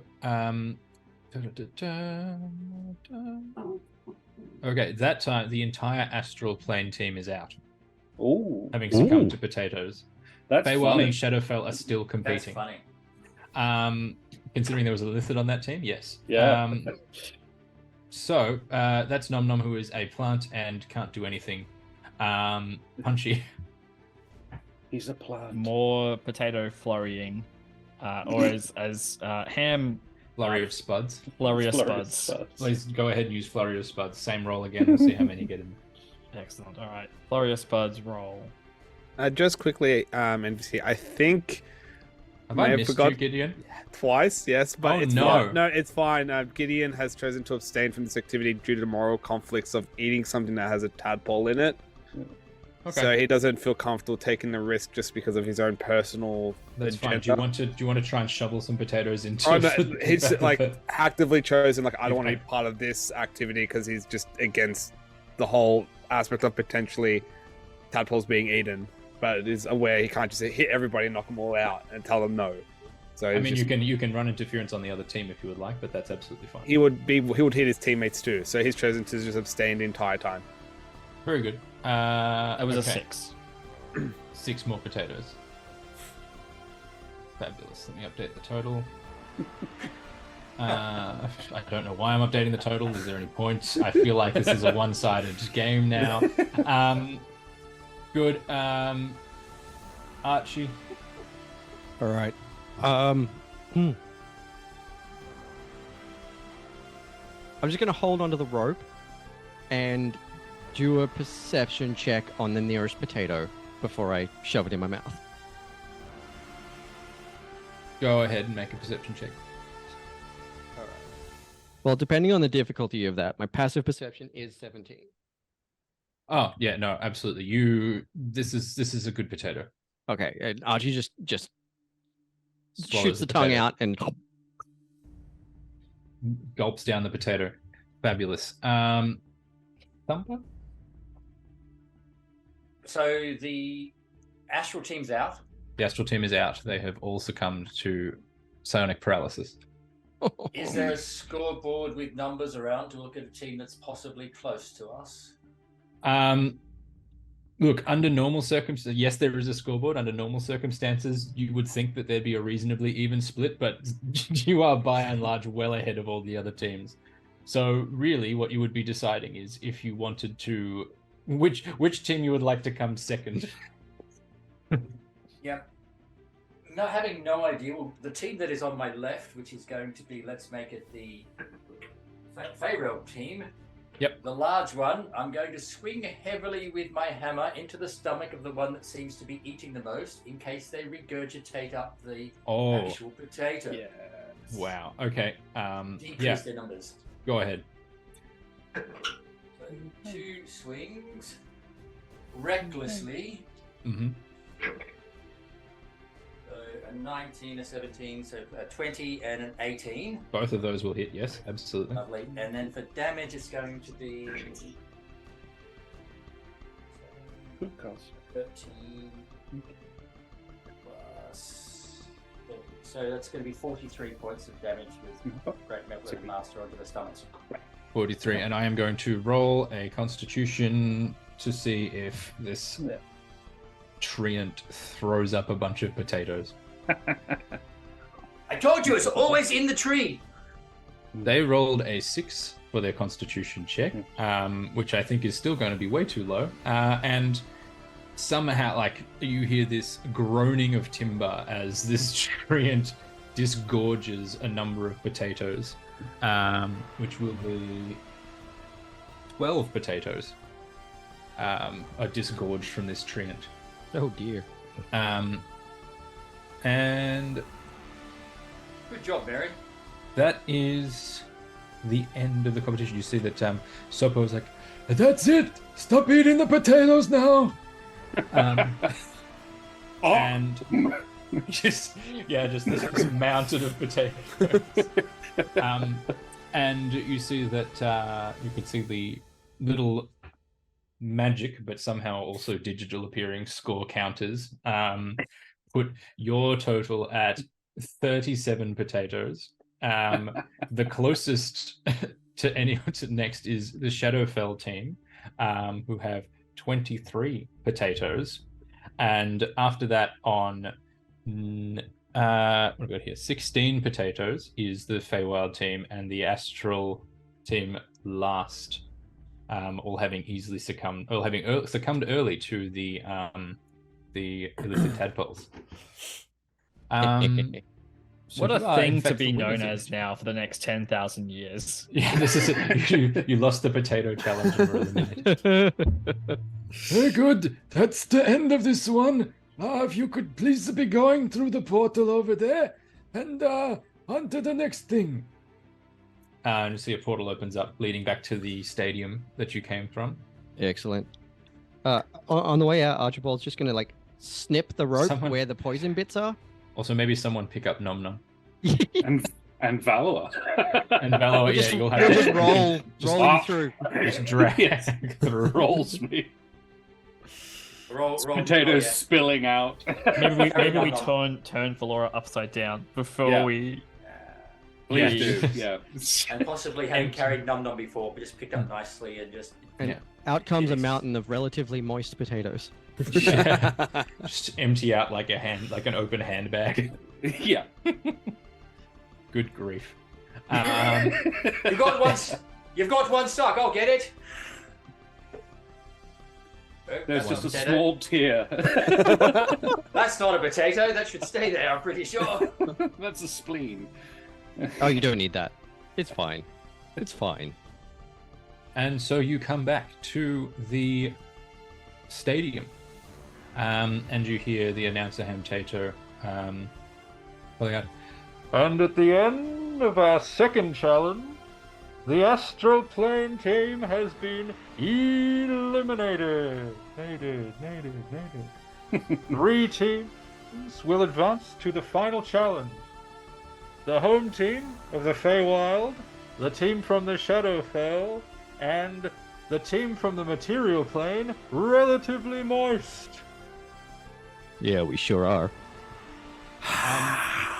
So again, after you have a little bit of time in between the matches now to attend to yourself, the medics come over and with some creative use of restoration are able to restore all of you to relatively stable conditions. Someone just kicks the potted plant enough to cause it to turn back into Nom Nom. They're very familiar with wild magic in this plane. So is there anything in particular you would like to do before the final event? Yeah, a long rest would be great, thanks. I just don't do third level spells for no apparent reason. That's not going to happen. Yeah, it's not that been the case. How long would so- you say so- that room was that I had to shoot the rope across? So you kind of shot it against where the pile of potatoes were, so not like the entire room. Yep. But I would say it's probably about 40 feet worth of rope. Okay. I'm going to do the same thing again for my remaining 10 feet of rope. Okay, so Hope you're that just comes in gonna handy. poison the rope. Oh no, for just later? tie it onto a crossbow Oh, bolt. you're just preparing another one to do the same thing. Yep. Left the Nice. poisoned rope behind so that if I have to shoot a rope that anyone has to grab onto, they won't get poisoned immediately. Okay, very good, noted. Would Some this people qualify are as a gonna- short rest? Yeah, you can take a short rest if you would like. Absolutely. I would like to use my arcane recovery and regenerate that second level spell slot that I used. Please do. I would like to use the skill bolstering magic of the wild magic. So somebody roll a D3 for me, and we'll touch Nom Nom, and Nom Nom can regain a spell of that level. Ooh. Was it a 3? Why wasn't it a 3? Why is it a 3? 3. D3. It's a D3. Did you roll? You can roll. No, Josh is going to do that because if I roll it, it'll magically be 3. I got a 6, which I think would qualify as a 3. See? There's a third level spell back. Thank you so much. Arcane recovery, I'll do the same thing too. I feel so much. Oh, yeah. I feel slightly moist to touch now. Yeah. I'm not prepared to engage with that. From someone who Fair just enough. had several people's hands down your throat. I'm not prepared to engage with anybody right now, to be honest. Num num. I consented, and that's important, but... Have you changed back, or is it still this giant mouth just talking? Oh, no. No, it's the medics have have restored. Yeah, no, Valor was like, the biggest problem was making it fit with the outfit as well. Yeah, I noticed that. It looked fantastic. I think I pulled it off. Oh, we can take these off now? Okay. If you want. Said pulled it off. That is more rabbit than I ever needed to see. Let's down see a little more. No. Okay. Very good. Anything else anyone wants to do just quickly before we advance? I might, as Archibald is slathering some rope, I might just walk over and just like dip some darts on his back, just kind of like wipe, just like pop those ready, just in case. Yes. Can I use my calligrapher's supplies to write a love note from a fan to the vampire? Okay. And then kiss it with reapply lipstick and then a big kiss on it, and then get Archibald to lick it. or like lick, just rub it on his arm or something. Okay. I just rub my forearm all over it for you. Yeah. All the bits that you're not going to touch. And I gently fold it then so I can't, and then I seal it with wax. Okay. How are you planning to deliver this note? The bunny's going to take it just as we start the next thing. My familiar's going to take it. Okay, and the bunny will not be affected by the poison that you've rubbed all over the outside of the envelope? No, because it's on the inside of the letter. Oh, it's the inside of the poison is on the inside. Right. Yeah. The pellet with the poison. Got it. Okay, very good. All right. The poison for the poison that the vampire will eat. The poison for Stumpy's poison. Yeah. Okay. Excellent. Yes. So they hop to it and deliver your message and return a short time later. You assume they've successfully sent the message to where it needs to go. Yeah. Gideon, anything that you are doing this time? No, Gideon's just sort of sitting, waiting around. Like, he was aware that he couldn't help the team, but it was just be ready for the next activity.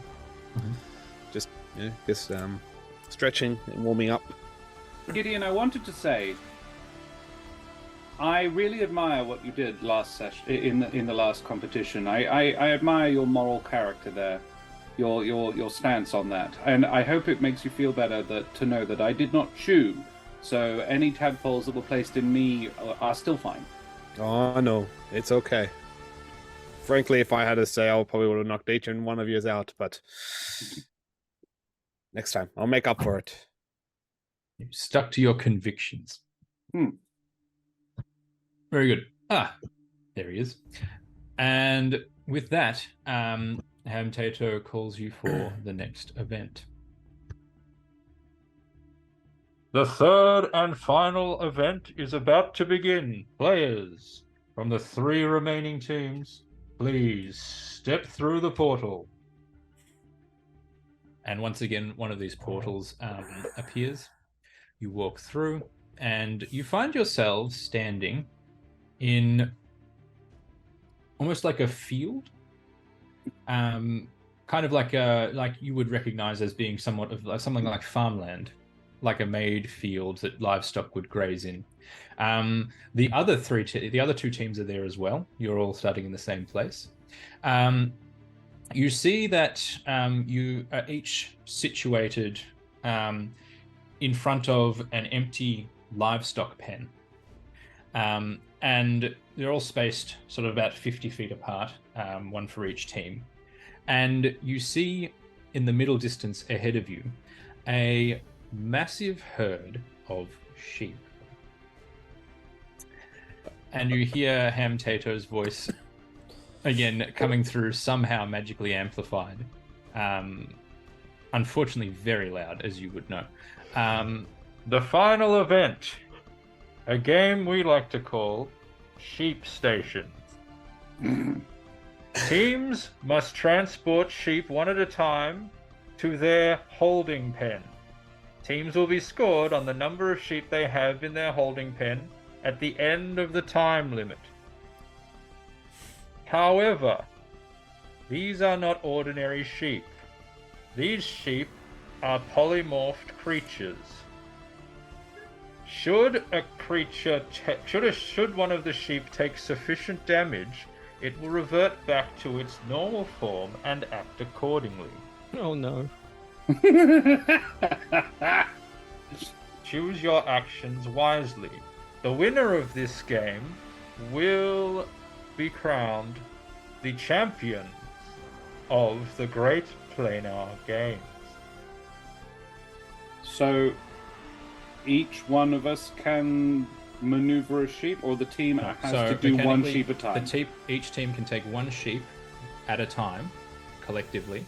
So not one each, but one for the team, from the herd to their holding cell, or to their holding pen. And as I say, you'll be scored on the number of sheep you have there at the end of the time limit. So, well, now I wish I still had more rope. So basically, you can you can do a number of things.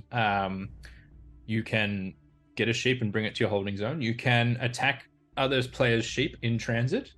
You can attack the other teams if you would like.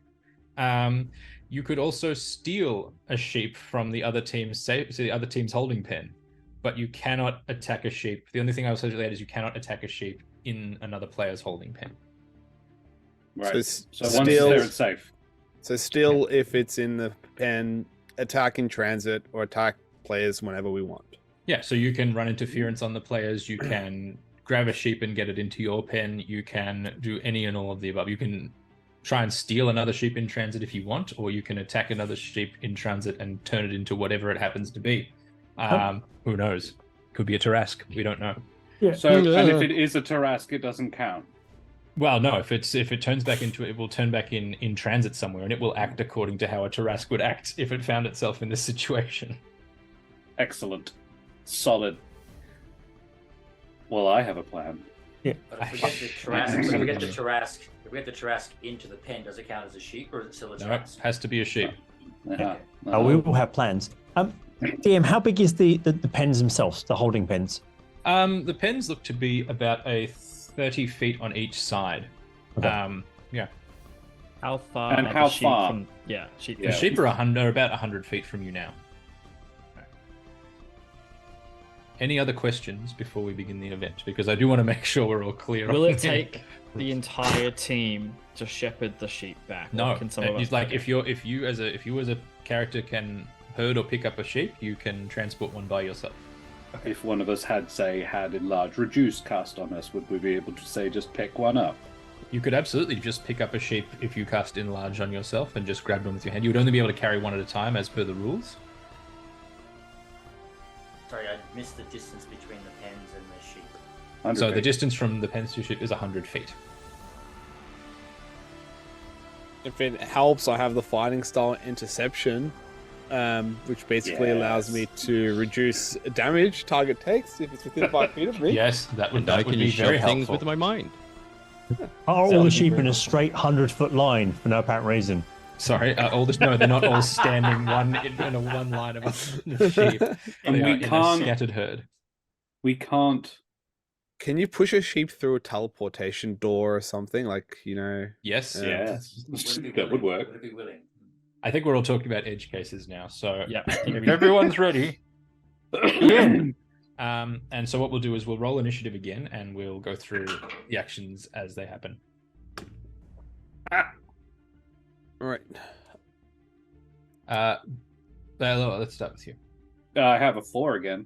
Oh, I wonderful. never roll well for initiative. It's just the thing. I never do well. Thumper. Doc?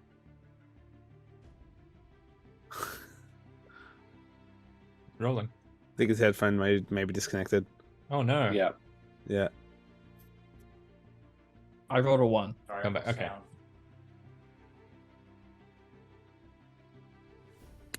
Gideon rolled a 20.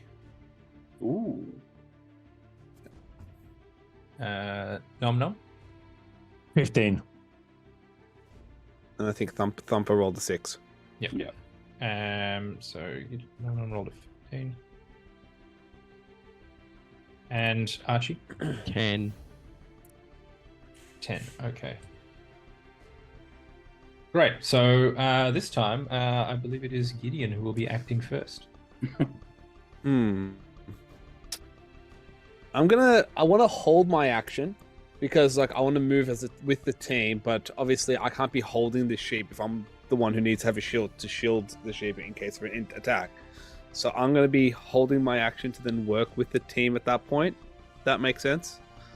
So I walk with them and then, yeah. Acting as protection, basically. Acting as protection for the sheep. I will be the shield. Yeah. So, yeah, until we pick up a sheep. Pretty much, just waiting. Yep. So are you going to start heading towards the sheep? Yeah, I guess so. Okay. So you can take off. Yeah, you can absolutely just hold actions if you would like. How far is the sheep from us again? 100 feet. 100 feet. Oh, then I'm going to use just action dash.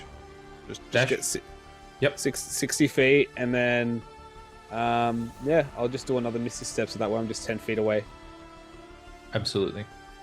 Done. Excellent. Nom nom.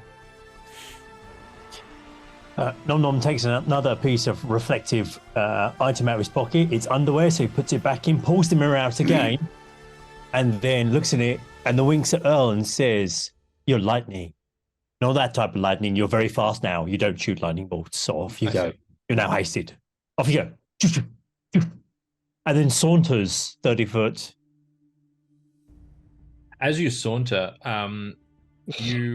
the energy, you've overextended yourself again, and you casting haste triggers another wild magic surge, please. Shaun, if you could roll a D100 for me, please, because I'm just going to become a sheep otherwise, which is terribly bad. Let's see what happens. I trust you. Ooh. The 60. Ooh. 60. Oh, it's on the other page. You regain your lowest level expended spell slot. Ooh. Congratulations. Thank you very Is that much. the Sam hates third level? potatoes. Nice. Excellent. Very good. Nice. That is now Archie's turn. Righty. How far away from me is the nearest sheep? 100 feet. 100 feet. Okay. And is one of the other teams going for? They have all taken off towards the ship. Okay. Excellent.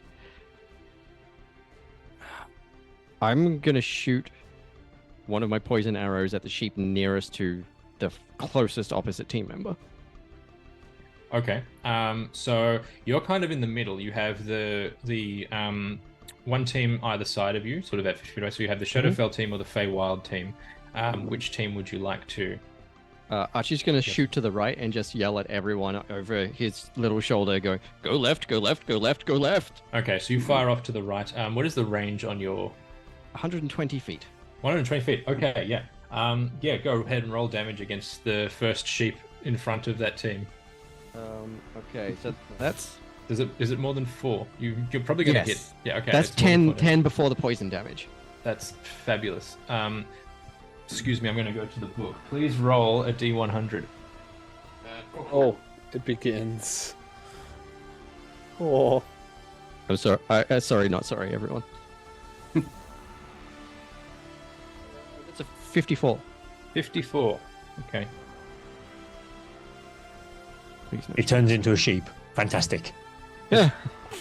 It does not turn into. Yeah, Well, right. that would be very funny. Every creature within 100 feet turns into a sheep. Stand by. Okay. You hit this sheep. There is like as the sheep disappears, and in its place is a clay golem. Oh, shit. Sheep. It's pronounced sheep. And looks around and sort of very confused, trying to find the nearest thing, but does not act yet. Okay. Then it is Thumper's turn. Thumper's turn. Okay. Running fast as humanly possible as he's moving. Well, he's arrogant, so not human. You'll start shrinking down and becoming rage running. Rage running? Double dash, rage running. Double dash Eat the sheep! Eat the sheep! Get the sheep! Eat the sheep! Get the sheep! Yeah. He has Come on. confused the previous event with the current event. Don't eat the sheep. Yeah. As he rages, come to you. Don't eat the Yep. sheep. Don't eat the sheep. Don't lick the Yep. dog. I realized 80 we feet. forgot to do it at the start last time, but we're going to do it now. Can you please roll on the Wild Magic Surge table? Wild Magic Barbarian. Yep. Are you happy with general wild magic roll, or can I just or D8? I'm happy either way. No, I think let's just you roll on the Wild Magic table. I think it's more fun. I agree, sir. So 0-3. 0-3, which is a 3. For the next 1 minute, you can see any invisible creature you have line of sight to. Nice. That may come in handy later. We don't know. That's actually sick. Okay, so you've dashed. Yeah. I've rage as a bonus action. Rage bonus action. Great. And moving 80 feet, so I'm within 20 feet now. But, Yes, you are right up in the mix. Okay. And now it is Vala's turn. Valor is going to. There's a thought. Hang on. It's range 30 feet. Cool. Valor is going to dash with the bonus action to get within 60 feet. To travel 60 feet on her skateboard. Yes, of course. And Invisible skateboard. You but you can actually see the skateboard. yeah, It's not a creature, but I'm going to say with being able to It's- see invisible creatures, you can yeah. see the skateboard. it's got a sort of a pastel blue top and pink sides with yellow lightning bolts down the middle of it. If you looks think back to the fully sick. future, yeah, Is it fully yeah. The hoverboard. She shouts out, Thumper, grab one and then cover it with your body, as she casts Enlarge on you, and you get bigger. So you get smaller and then bigger. Yeah. The target size doubles in all dimensions, and this weight is multiplied by 8. The growth increases the size category from medium to large, and you now have advantage on strength checks and strength saving throws, which you already had. Targets weapons that grow match its new size. You do an extra 1d4 damage. So Mary's happy as well. Mary is happy as well. Yeah, Mary is huge. Mary the Mole is, yeah, we'll say it gets bigger as well. Why not? That's me. Okay. Thumper smash. Thumper smash. Okay. No, Mary smash. Thumper carry. Next up is Punchy. Punchy is going to move, dash, bonus action dash to get beyond the sheep, so that so that the other teams have to get past Punchy. Okay, so you're up in the herd of sheep essentially. Yeah. roll a pure luck check to see if the clay golem notices you as the first one who arrives. All right. 13. 13. Okay, you're safe for the moment. For the moment. However, it feels like you've run through some kind of magical energy, like a cloud of it, and I'm going to need you to roll on the wild magic surge table, Oh please. boy. I ran so fast I broke the magic barrier. Yeah, you broke the speed of magic. Well, you are hasted as well. Just to remember that doubles your movement every time. So you've just moved some ridiculous distance. 240. Yeah. 25 on the wild 20, magic. 25.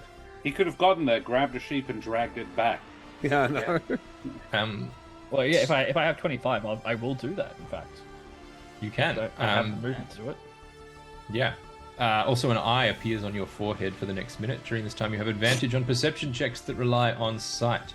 Great. So here's what I say will happen. So you're running, this eye opens up, you easily pick out your target sheep, you grab it, you just tuck it under your arm, like someone in a gridiron game, and you start dashing back. But as you dash back, you run through what you think must be the same cloud of magic again, and you feel something smack into your face. And it's a deck of cards. Oh, no. Oh, It begins. yes! And What is this thing? yeah, as you Oh, try no, to work what's from your this? face, you draw a card from the deck. Uh-huh. I have a deck of cards here. Ooh. And so I think what I'm going to do is I'm going to just sort of do this, and then you tell me when to stop. Okay. Hell yeah. Tell me when. I'm starting now. Stop. Okay. Now I have to look up what this card corresponds to. Just says the void. Here's a deck I prepared earlier. Mm. Okay. So Sheep under one it arm. is this is the card. I don't know if you can see that. It's the Joker. It Oh, is the boy. Joker that corresponds to the Fool. Okay, so you lose 10,000 experience, discard this card, and draw from the deck again, counting both draws as one of your declared draws. If losing this much would cause you to lose a level, you instead lose an amount. Yeah, okay. So you lose one level. All right. I'm on For the D&D Beyond, purposes. so that won't be too Difficult. horrible. So we can do that in a moment, but you need to Yep. draw from the deck again. Hooray. All right. So Two for the starting- price of one. What a fantastic donation. What a Thank good you. what a Yeah. good donation. So tell me when. Starting now. Now. Okay. What is this? It's a card? Joker It's the two- again. No, it's the Two of Clubs, which corresponds to the Idiot card. So the Fool and then the Idiot in quick succession. Permanently reduce. So roll a d4, please. D4. All right. Well spent. 1. Okay, you permanently reduce your intelligence by 1d4, and you can draw one additional card if you would like. Yes. What do we think? Triple What do we think? down. Couple ones. Triple Yeah. down. Couple ones. Couple ones. Couple Maths ones. Yeah, means you alright. definitely have to do it. Kate's in the chat, Yeah. so she'll back me up with the math. One more time. Let's Okay, do one it. more time, starting now. Stop. Okay. The card is the Jack of Spades. The Jack of Spades on my chart corresponds The to... moron. No, the Rogue card. Ooh. Okay. Okay. Chris. Yes. No, this is more information for me. But a non-player character of my choosing becomes hostile towards you. And I'm not going to tell you who it is until it's revealed narratively. Okay. And it can only be stopped. Their hostility can only be stopped by a wish spell or divine intervention. So It's going Wow. to be a sheep. It's You've going to be a made- sheep. you- We it's know it's like going to be a sheep. It's going to be a I sheep. think we know who it's going to be. It's gonna be half. Yeah. We know. So we can mark that off the deck of many things for Ben and also his wild magic surge. Thank you very much. Okay, but that does not prevent you from completing your dash. Success. I so- get dumber as I do it, but success. That's right. You get less intelligent as you break the magic barrier, and thus was. But you inadvertently do- leave some of your brain behind. Yeah. You Why do, am I however- carrying this again? You are, however, able to return a sheep to your holding area. So Nice. chalk up one sheep for you guys. Success. I have it. I want to point Change out. of plan. Kill the sheep. I have an intelligence score of 7 now. Okay. Good to know. Thumper, smarter. It's like, so even when your mortal enemy is revealed, will you be able to comprehend that that's what's going on? We don't know. Let's find out. Okay. So, where are we now? We are back up to the top of the round. Gideon is acting now. Now, keep in mind that other teams can steal sheep from your holding area. So I just want to put that out there. So just keep an eye out for that. Valid. None of the others are able to. None of the members of the other teams have made it to the sheep yet. They're all still in transit. I was very smart and I did their play. I worked out all their plays before we even started, so I know exactly what they're doing at all times. Carry on. Gideon's just so gonna yes. grab the first sheep and then just start making his way back. I'm assuming it's an action to grab the sheep. Yeah, you just grab the sheep. All right. If you've got a bonus action or something else, you can absolutely do that. So 10 feet to get the closest sheep, and then another 20 feet now heading back to the holding pen. Okay. Which puts him right where Thumper is. To hand off to Thumper. You can Can we absolutely relay this? You can do a Yes. relay if you want. Absolutely. Hand off to Thumper. Yeah, you hand Run off like to the Thumper. wind, You can bullseye. bonus action hand off the sheep to Thumper. Okay. Archie is next. All right, so we've got 2 sheep in play right now. Yep, you've got 1 sheep Yep. in your holding area, and you have 1 sheep in transit. Okay. And how many sheep are remaining for the other teams to get at? Oh, so many sheep. A lot? Truly, so many sheep. Okay, I'm gonna pull the same trick at the one nearest to the other team again. Okay, you're going to fire left this time. Yes. Go ahead. And just watch everyone. You're like, watch out for this sheep.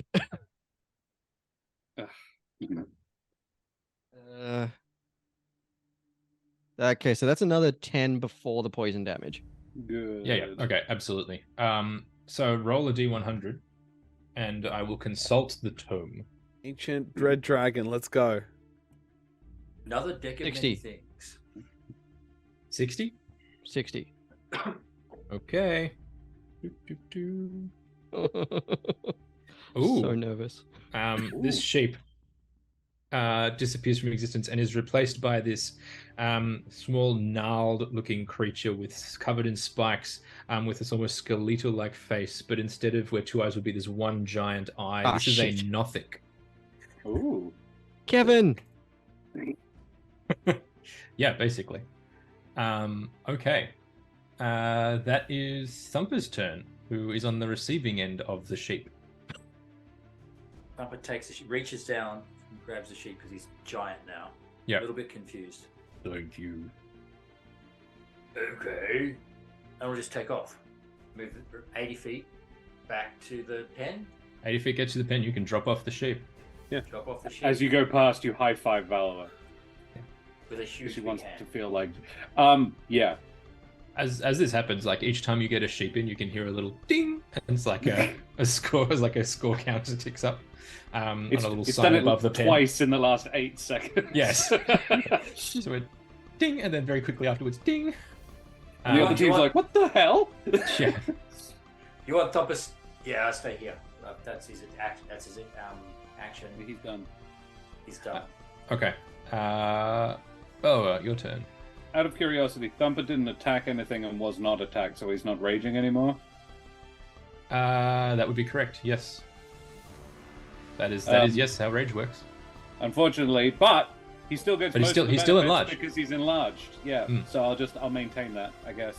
And Valor is going to get there, and Valor is going to hold her action. She is going to because she was 60 feet away from the thing. She travels another 30 feet, and then bonus action hides behind one of the posts of the pen holding the sheep. Okay. To then make a short bow attack, at the first team that isn't mine that picks up a sheep and tries to take it back. She's Okay. gonna shoot that sheep. Okay. So as you get to the main flock of sheep, I would just like you to roll to see if you are clocked by either the Nothic or the Clay Golem. Noted. 'Cause I almost forgot about the clay golem. Would this be stealth or Yeah, you can do stealth. a 15? 15. Okay. Just check nothing here. No, they do not spot you. Cool.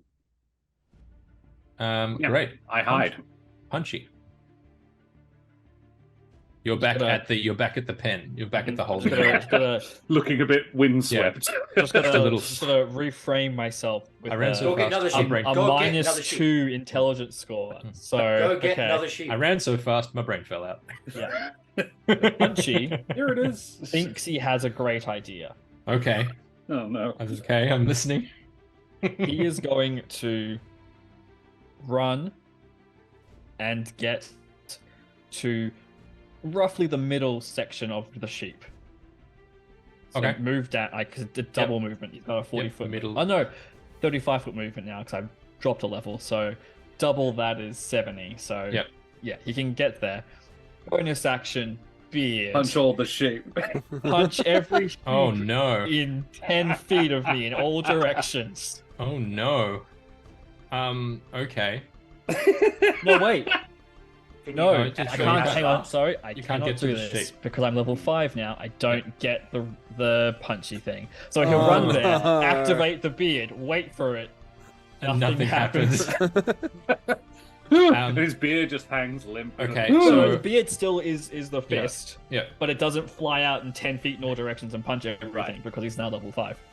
This seems like a good this seems like a good time to invoke the most recent donation that was popped into the chat. So Oh no. the appearance of this beard fist is enough to startle one of the sheep sufficiently to do 4 psychic damage to it, causing it to turn back into a creature. So I'm going to get you, Punchy, to please roll a D100. Thank you very much. Tori loves Alright. sheep a little. For this donation for a random monster. D100, that's a 23. 23. Also, Tori, that is a solid comment in chat. Limp beards Yeah, hit. with this. Very good.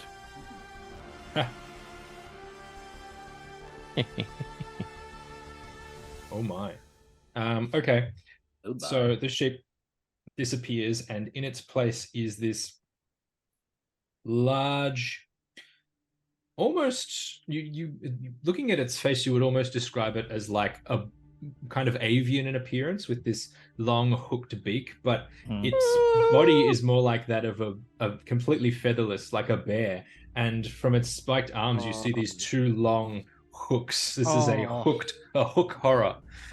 Oh no. Okay. What the fuck? Now, because I'm hasted, I have double movement. Yes. So having God. moved, then dashed, that is 70 feet. So I have a total of 140 feet. What I'm saying is I can move an additional 40 feet. Yep. And I might do that, grab my beard, grab a sheep, and we might run 40 feet back towards the pen if you allow it. You can do that, but the hook horror will get an attack of opportunity. I am okay with that. Okay. I just don't want to be here for a full round of attack.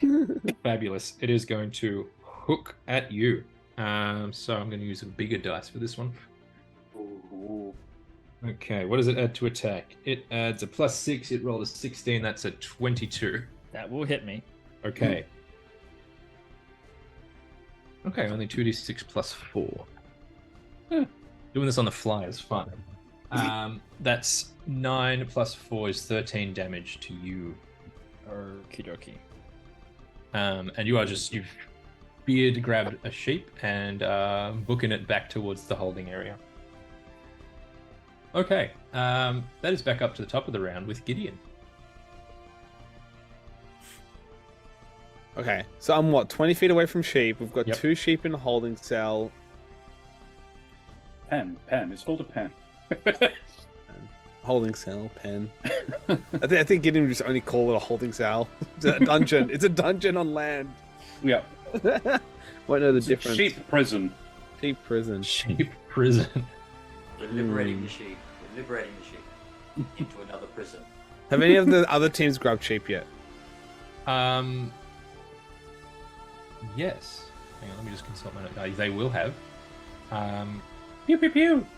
Yes, you can see that The team from the Shadowfell has grabbed a sheep. You see the Werejackal has taken a hold of a sheep and is proceeding back to the holding area. You can see that the vampire, whose name I'm not going to say again, Promethean got it twice, he can't have it a third time, has engaged with the Nothic, and the others are still lagging behind. The team from the Feywild, the Centaur, has grabbed a sheep and is booking it back towards their holding pen. The Dryad and the Treant are engaged with the Clay Golem.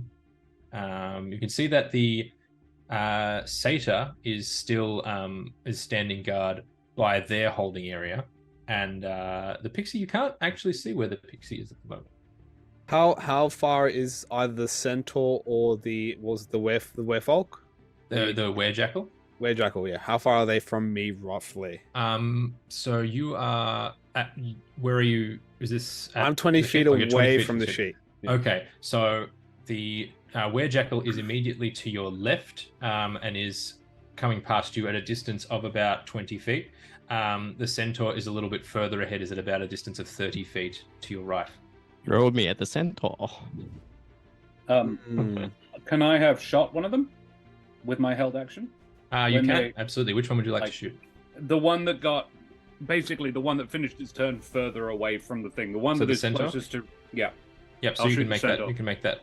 Are you shooting now? Tell me. Are you shooting at the Centaur or are you shooting at the No, sheep? the sheep. The sheep. Okay, I couldn't remember. Go Yeah. ahead. Okay. It's only a 18. Oh, yeah, absolutely. Only 18 on a sheep. Only 18. Sorry, yeah. So it's a lot because I got sneak because I'm hiding. Yeah, it's more than 4, is it? Well, let's find out. It would struggle to be less than. So I have your plus bonus. 2. So yeah, it's a lot. It's 13 points of damage to the sheep. 13 points of Did you get damage. sneak attack? Oh yeah, That's with the sneak. that's truly so much damage for this polymorphed sheep. Please roll a d100. Just to save you some time, Glorious DM, my held action was going to be Fireball. As a spell sniper, I'll hit the furthest one away that's in the closest group of Feywild folk as well, please. So I will go for a sheep in one of their arms. So remember, because there's a couple of the Feywild people who are engaged with the Clay Golem. No, don't care about them. for I want reason. someone with a sheep. That would just be the Centaur, which Centaur. That it's a fellow reach has already hit. My apologies. No, I thought there's So you're more than welcome to target the Werejackal if you would like. no, Who's the Shadowfell team with the sheep? Yeah, let's do that. Okay. And A 48. 48. I guarantee you Fireball is going to probably unpolymorph the sheep. So you can also roll Nom Nom on the D100 table. Could I have that number again, please, Bella? 48. 48. and 23. Okay, so 48 replaces that sheep with a manticore. Okay. That spells a Yes. bit of trouble for the Centaur. Don't throw me at the unfortunately. Centaur. Don't throw me at the Centaur. The Werejackal sheep disappears and is replaced by a Werejackal. So there is a second Werejackal. Well done. Oh, I couldn't have planned that if I tried. Excellent. Okay, that spells potential disaster for them. I'm imagining that it's a female werejackal. Yeah. And this male werejackals running along, and all of a sudden, oh, hello. It's just in his arms, just a Yeah. female She's just a Werejackal. little bit. Oh, hi. Yeah. Werejackals right off into the Okay. bush. Don't be sheepish.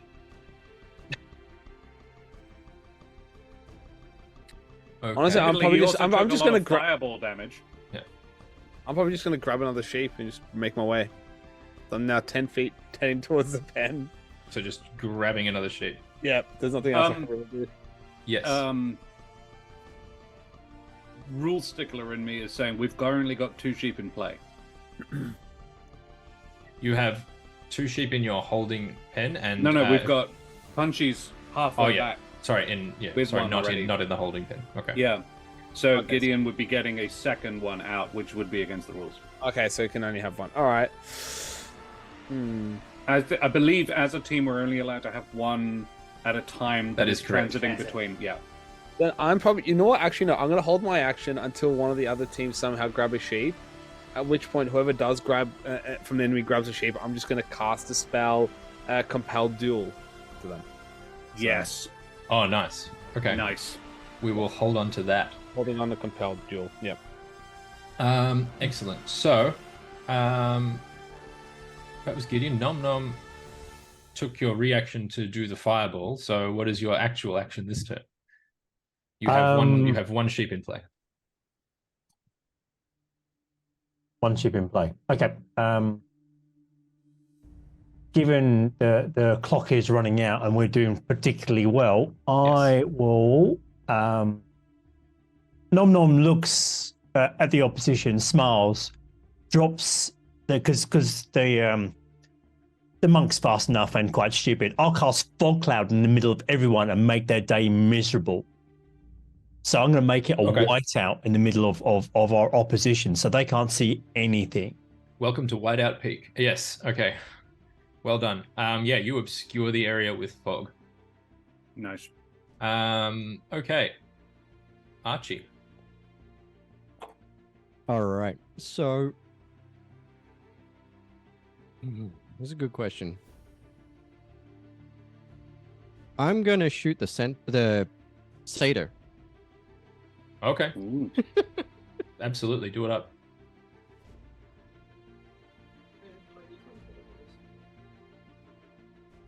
No, he's wearing a wig on screen. Funnily enough, that's a nat 20 as I make that joke. Yeah, absolutely. Roll your damage.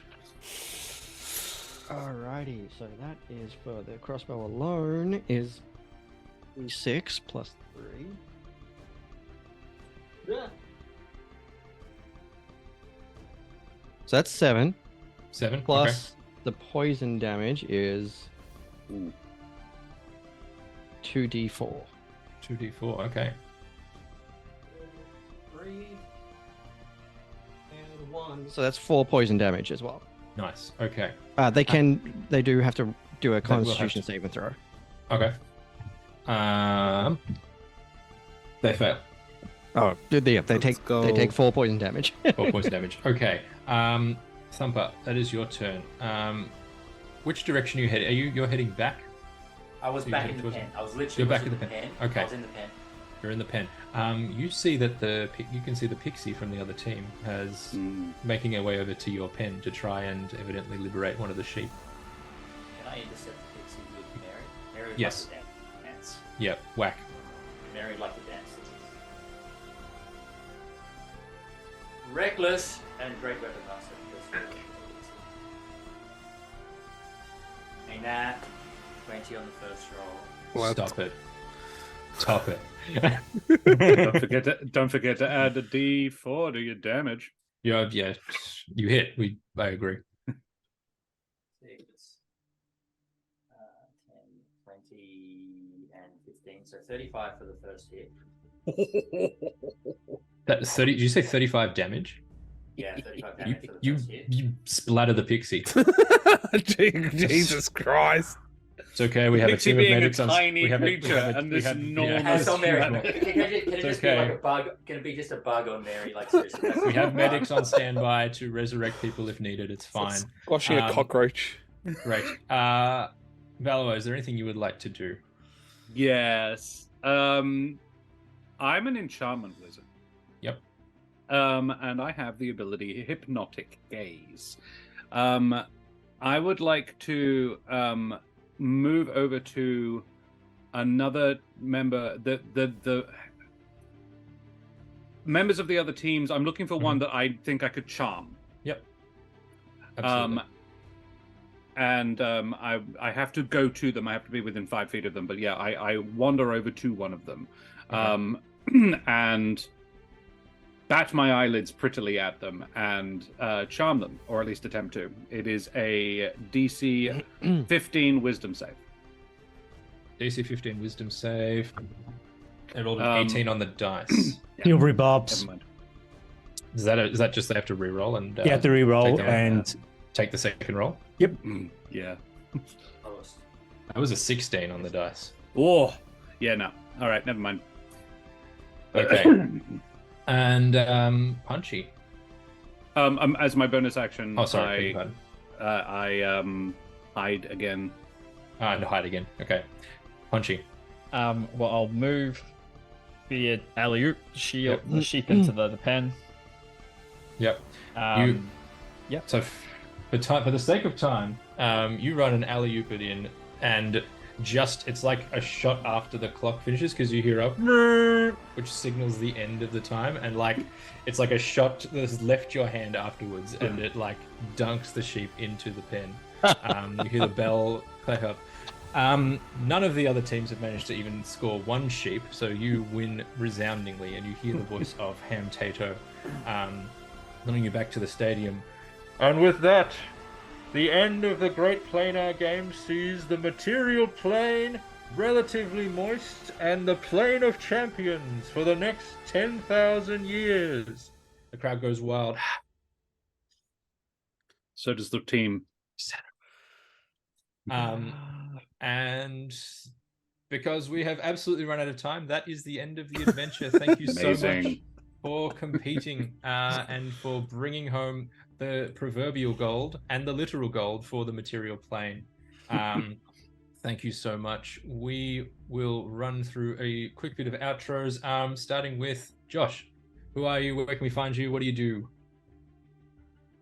Avast mateys, I be Josh the Pirate. Thank you so much for joining us here today. I'm the channel runner and one half of the ownership of Corsairs Cove. You can find me over there, twitch.tv/Corsairs Cove, where we run D&D. We have an ongoing and long-running For Humblewood campaign on Thursday evenings. We also have a look at other RPG systems on Mondays and Tuesdays. If you like my majestic voice, but you think I can stand to tone the face down a bit, you can also check me out in the podcast There Be Dragons, where I play the infamous and deadly pirate Scairn Felspar and his little dragon, Grosh.